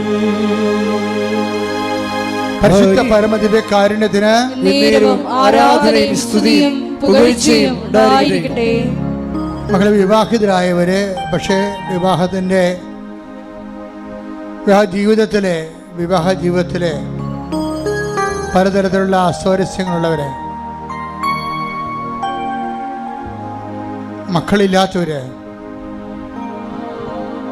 കുടുംബകലഹത്തിൽപ്പെട്ടിരിക്കുന്നവര്, അകന്ന് കഴിയുന്നവര്, ജോലിയില്ലാത്തവര്, ഉള്ള വരുമാനമാർഗം കുടുങ്ങിപ്പോയവര്, നിന്ന് പോയവര്, സാമ്പത്തിക ബാധ്യതയുള്ളവർ, വീടില്ലാത്തവർ, സ്ഥലമില്ലാത്തവർ, ജപ്തി നടപടി നേരിടുന്നവർ, വാടക താമസിക്കുന്നവർ, ഇറങ്ങിക്കൊടുക്കേണ്ടവർ, മക്കളുടെ വിവാഹം നടക്കാത്ത അവസ്ഥകൾ, പല പരീക്ഷകളിലേക്കും മക്കളെ ഒരുങ്ങിക്കൊണ്ടിരിക്കുന്നവർ, തോറ്റ പരീക്ഷയ്ക്ക് ഒരുങ്ങിക്കൊണ്ടിരിക്കുന്നവർ, അതിനുവേണ്ടി അടുത്ത പരീക്ഷയ്ക്ക് ഒരുങ്ങിക്കൊണ്ടിരിക്കുന്നവർ, ഇൻ്റർവ്യൂവിന് ഡേറ്റുകൾ കിട്ടുന്നതിന് വേണ്ടി പ്രാർത്ഥിച്ചുകൊണ്ടിരിക്കുന്നവർ, ഓരോരോ വിഷയങ്ങൾക്ക് വേണ്ടി, വ്യത്യസ്തങ്ങളായ വിഷയങ്ങൾക്ക് വേണ്ടി മാസങ്ങളായിട്ട് പ്രാർത്ഥിക്കുന്നവർ, പ്രാർത്ഥിച്ച് മടുത്തു എന്ന് തോന്നിയിട്ട് പ്രാർത്ഥനയുടെ വിശ്വാസത്തിൻ്റെ പ്രത്യാശ നഷ്ടപ്പെട്ടിട്ട് പ്രാർത്ഥന മരവിച്ചു പോയവർ, എല്ലാവരുടെ മേലും കർത്താവിൻ്റെ കണ്ടെത്തിയവർ യേശുക്രിസ്തുവിൻ്റെ ഉന്നതമായ നാമത്തിൽ മാരകമായ തടസ്സങ്ങളെ, ദുരിതങ്ങളെ യേശുവിൻ്റെ നാമത്തിൽ മാറിപ്പോകട്ടെ. ഹല്ലേലൂയ, ഹല്ലേലൂയ, മഹത്വം, മഹത്വം, ആരാധന, ആരാധന, ഹല്ലേലൂയ, ഹല്ലേലൂയ. എല്ലാ ജീവിത ദുരിതങ്ങളും തടസ്സങ്ങളും നീങ്ങി പോയിക്കൊണ്ട് നാമത്തെ ഈ ആരാധനയിലൂടെ വീണ്ടും വീണ്ടും മഹത്വപ്പെടുത്തണമേ. ഹല്ലേലൂയ, ഹല്ലേലൂയ. യേശുവേ നന്ദി, ആരാധന, ഹല്ലേലൂയ. സൗഖ്യം നൽകണമേ, വരേണമേ, എന്നിൽ നിറയണമേ, വരേണമേ, സൗഖ്യം നൽകണമേ. ഉടമ്പടി വെച്ച ഓരോ നിയോഗങ്ങളെ നിങ്ങൾ ഓർക്കുക, ഓൺലൈനിലുള്ളവരും ഓർക്കുക. ചില കാര്യങ്ങൾ ട്രൈ ചെയ്ത് മടുത്തിട്ട് മനസ്സിടിഞ്ഞു പോയവരെ കർത്താവ് അനുഗ്രഹിക്കേണ്ട സമയമാണിത്. അതിനുവേണ്ടിയാണ് ഇപ്പോൾ നമ്മൾ ഒരുമിച്ച് പ്രാർത്ഥിക്കുന്നത്. ശ്രദ്ധിക്കട്ടെ. ഹല്ലേലൂയ, ഹല്ലേലൂയ, ഹല്ലേലൂയ. മഹത്വം, മഹത്വം, ആരാധന, ആരാധന, ഹല്ലേലൂയ. അസ്ഥികൾ ഒരുങ്ങി, അതായത് മുട്ട് എപ്പോഴും കസേര ഇരിക്കണ കാണാം. പ്രധാന പ്രശ്നം മുട്ടുകുത്താൻ പാടില്ല. മുട്ടിൻ്റെ അസ്ഥികൾക്ക്, മുട്ടിൻ്റെ കുഴകൾക്ക് തേയ്മാനം എന്തൊക്കെയാണ്. ആ വ്യക്തി കർത്താവ് സുഖപ്പെടുന്നതായിട്ട് കാണിക്കുന്നുണ്ട്. ആരാധന, രോഗസൗഖ്യ സന്ദേശത്തിന് നന്ദി പറയുന്നു. ഞങ്ങളുടെ ഇടയിലുള്ള അവിടുത്തെ ജീവിക്കുന്ന സാന്നിധ്യത്തിന് നന്ദി പറയുന്നു. ഹല്ലേലൂയ, മഹത്വം, മഹത്വം, ആരാധന. ഒരു അഞ്ച് സ്ഥലമാകാം, ചിലപ്പോൾ ഡോളറാകാം, ചിലപ്പോൾ വേറെ നമ്മുടെ ഇന്ത്യൻ മണിയാകാം. 5-ലാണത് തുടങ്ങണത്. അതിൻ്റെ ഒരു ഡിസ്പ്യൂട്ടിൽ വളരെ മോശമായ ഒരു ജീവിതാവസ്ഥയിലേക്ക് ചെന്നെത്തിയിട്ട് ജോലി നഷ്ടപ്പെടുകയോ വരുമാനം മുടങ്ങുകയോ എന്ന വിഷയത്തിൽ പ്രാർത്ഥിക്കുന്ന വ്യക്തിയെ, അതുപോലെയുള്ള കുരുക്ക് പിടിച്ച വിഷയത്തിന് മേലെല്ലാം ദൈവത്തിൻ്റെ കർത്താവിൻ്റെ ഉന്നതമായ ശ്രദ്ധയും ഈ പ്രാർത്ഥനയിൽ അതിൽ നിന്ന് വിടുതലും ഞാൻ കർത്താവ് നൽകുന്നതായിട്ട് സൂചനയുണ്ട്. അതുപോലെ യാത്ര മുടങ്ങിപ്പോയവരെ, യാത്ര ചെയ്യാൻ പോകുന്നവരൊക്കെ കർത്താവ് അനുഗ്രഹിക്കുന്ന സമയമാണ്. അതിനുവേണ്ടി ശ്രദ്ധിക്കട്ടെ. ഹല്ലേലൂയ, ദൈവിക സന്ദേശത്തിന് നന്ദി പറയുന്നു. ഹല്ലേലൂയ, ഹല്ലേലൂയ, മഹത്വം, മഹത്വം, ആരാധന, ആരാധന.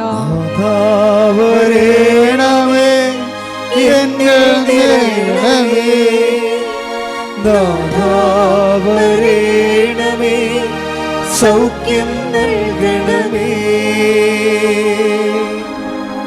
ഗർഭിണികളെ, 4 മാസത്തെ വളർച്ചയേ ഉള്ളൂ കുഞ്ഞിന്. പിന്നെ കുഞ്ഞ് വളരുന്നില്ല. അവസ്ഥയിൽ ആ ആ മകളെ പ്രത്യേകിച്ച് കർത്താവ് സ്പർശിക്കുന്നവരെ കാണിക്കുന്നു. പക്ഷേ അതുപോലെ തന്നെ ഗർഭിണികളെല്ലാം ഈ സമയത്ത് പ്രാർത്ഥിക്കേണ്ടതാണ്. എന്നെ കേൾക്കുന്ന മക്കള്, എവിടെയെങ്കിലും ഓൺലൈനിലുള്ളവർ വയറെ കൈവച്ചുകൊണ്ട് പ്രാർത്ഥിക്കേണ്ടതാണ്. മക്കളില്ലാത്തവരും മക്കളുള്ള മക്കൾക്ക്, ഗർഭിണികൾക്ക് പ്രയാസങ്ങളുള്ളവർ വയറെ കൈവച്ചുകൊണ്ട് അവർക്ക് വേണ്ടി മറ്റുള്ള ബന്ധുക്കൾ കേൾക്കുന്നവരെ സ്തുതിക്കട്ടെ. ഹല്ലേലൂയ, ഹല്ലേലൂയ, ഹല്ലേലൂയ, മഹത്വം, മഹത്വം, ആരാധന, ആരാധന, ഹല്ലേലൂയ. സന്ദേശത്തിന് നന്ദി പറയുന്നു. ഹല്ലേലൂയ. എല്ലാ ഗർഭിണിയായ മക്കളെ അനുഗ്രഹിക്കണമേ. പരിശുദ്ധ പരമദിവ്യകാരുണ്യത്തിന് ആരാധനയും സ്തുതിയും പുകഴ്ചയും ഉണ്ടായിരിക്കട്ടെ. കണ്ണിന് കാഴ്ചക്കുറവുള്ള എന്നതിനേക്കാളുപരി കണ്ണിന് കളറ് മാറുന്നു, ഒരു ചാര നിറമായിക്കൊണ്ടിരിക്കുന്നു, കാഴ്ച മങ്ങുന്നു. ആ വ്യക്തികളെ, കണ്ണിൻ്റെ വിഷമമുള്ളവരെ കണ്ണിൽ തൊട്ടിട്ട് സ്തുതിക്കണം. ഞാനീ പറഞ്ഞ പ്രത്യേക വിഷയത്തിൻ്റെ പേര് ദൈവത്തിൻ്റെ സൗഖ്യം ഉണ്ടാകുന്നുണ്ട്. സ്തുതിക്കട്ടെ. ഹല്ലേലൂയ, ഹല്ലേലൂയ, ഹല്ലേലൂയ, ഹല്ലേലൂയ. യേശുവേ ആരാധന. ഹല്ലേലൂയ, ഹല്ലേലൂയ. യേശുവേ കാഴ്ച സംബന്ധമായ ബുദ്ധിമുട്ടുള്ള എല്ലാ മക്കളെയും യേശുവേ തൊടണമേ എന്ന് പ്രാർത്ഥിക്കുന്നു. ഹല്ലേലൂയ, ഹല്ലേലൂയ, ഹല്ലേലൂയ. മൗനമായി പ്രാർത്ഥിക്കേണ്ട സമയമാണ്.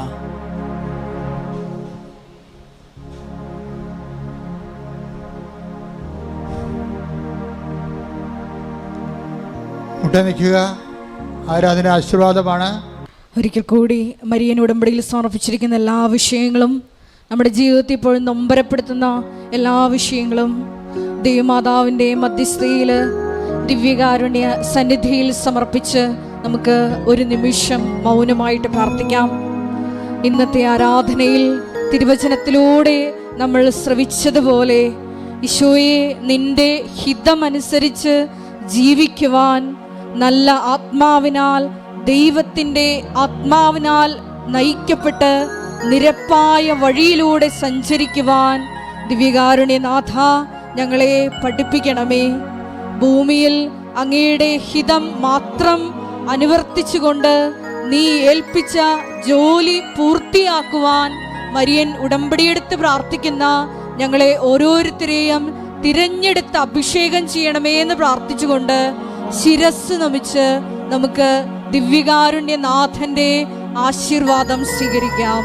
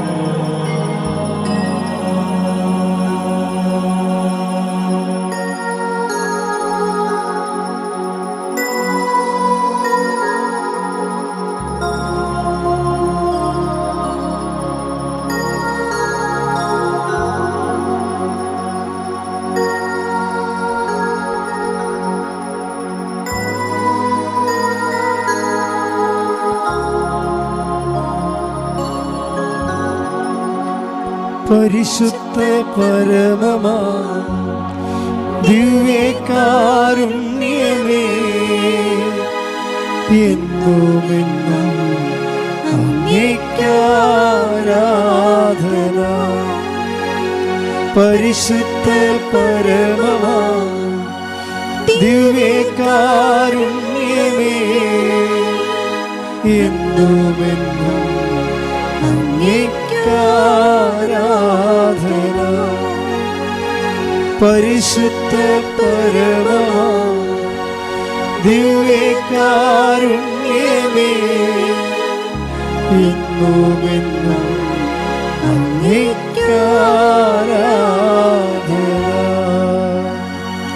ആവേ ആവേ ആവേ മരിയ, ആവേ ആവേ ആവേ മരിയ.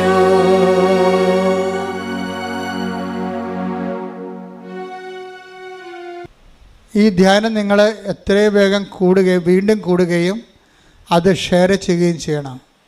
നിങ്ങൾ വഴി മറ്റുള്ളവരും കർത്താവിലേക്ക് കടന്നു വരാൻ നിങ്ങൾ സ്വർഗത്തിൻ്റെ ഉപകരണമാകണതിലെ സുവിശേഷത്തിൻ്റെ സാക്ഷിയാകുന്നതിൽ സന്തോഷിച്ചുകൊണ്ടാണ് അത് ചെയ്യേണ്ടത്.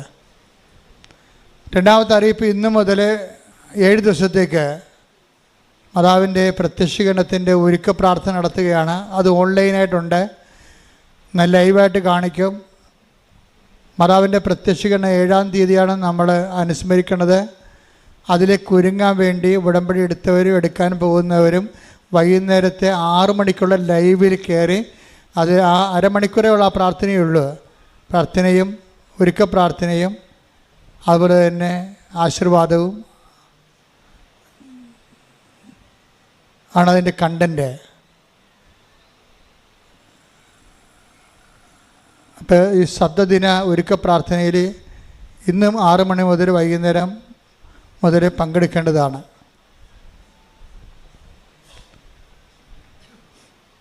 അത് അമ്മ പ്രത്യക്ഷപ്പെട്ട 7-ാം തീയതി വരെ ആ പ്രാർത്ഥന ഒരുക്ക പ്രാർത്ഥനയായിട്ടും ഉടമ്പടി ചെയ്ത എല്ലാവർക്കും വേണ്ടിയുള്ള ദൈവാനുഗ്രഹ പ്രാർത്ഥനയാണ്. മൂന്നാമത്തെ അറിയിപ്പ്, ഇപ്പോൾ എല്ലാ ദിവസവും നമ്മളറിയാം ഞാനാണ് നിങ്ങളെ വിളിച്ചുകൊണ്ട് നടത്തണമെന്ന് തോന്നണം. കാര്യം അനുദിന അനുഗ്രഹ പ്രാർത്ഥന എന്ന് പറഞ്ഞ് ഒക്ടോബർ മാസത്തിൽ റാലിയോടുകൂടി അമ്മ നമുക്ക് നൽകിയ ഒരു വരദാനമാണത്, അനുദിന അനുഗ്രഹ പ്രാർത്ഥന. അപ്പോൾ ഏറ്റവും ഷോർട്ടായിട്ടുള്ള ആദ്യകാലങ്ങളിൽ ചൊല്ലിയിരുന്ന പ്രത്യക്ഷ പ്രാർത്ഥനയാണ് ചൊല്ലണത്. അപ്പം നിങ്ങളുടെ പ്രാർത്ഥന നിങ്ങൾ ആ വലിയ പ്രാർത്ഥന മുടക്കരുത്. അതിൻ്റെ അകത്താണ് കണ്ടൻറ്റ് വൈസ് റിച്ച് ആയിരിക്കണത്. ഇത് ചെറിയ പ്രാർത്ഥനയാണ് ആദ്യം തന്നത്. ആ പ്രാർത്ഥനയും അതിനുശേഷം അന്നത്തെ ആവശ്യത്തിന് വേണ്ടിയുള്ള നിങ്ങളുടെ ഓരോ മൂവ്മെൻറ്റുകളും യാത്രകളും സംസാരങ്ങളും ചർച്ചകളും ഒപ്പുകളും രജിസ്ട്രേഷനും സ്ഥാപനങ്ങളിൽ പോകുന്നതും ജോലി അന്വേഷിക്കുന്നതും വാഹനങ്ങളും എല്ലാം സമർപ്പിച്ചുകൊണ്ടുള്ള ഫീഡിംഗ് പ്രെയർ എന്ന് പറയും.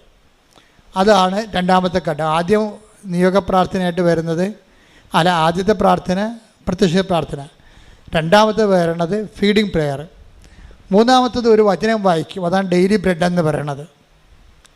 ഇതെല്ലാത്തിനും കൂടി പറയുന്ന പേരാണ് ഡെയിലി ബ്രെഡ്. അതെല്ലാ ദിവസവും 5:30 അച്ഛനോട് കൂടി നിങ്ങൾക്ക് എഴുന്നേൽക്കാനും പ്രത്യക്ഷ പ്രാർത്ഥന ചെല്ലാനും അന്നത്തെ ദിവസം അനുഗ്രഹിച്ചെടുക്കാനും വെറും 12 മിനിറ്റ് ആ പ്രാർത്ഥനയുള്ളൂ. അല്ലാതെ 2 മണിക്കൂറൊന്നുമില്ല, വെറും 12 മിനിറ്റ്. അതുപോലെ ആ 12 മിനിറ്റ് കൂടിയതിന് ശേഷം അത് ഷെയർ ചെയ്യണം. സന്ദേശം ഒരു വചനമേ പറയത്തുള്ളൂ. ആ വചനത്തിൻ്റെ അന്നത്തെ ജീവിതബന്ധിയായ ദൈവ വെളിപാടും നൽകും.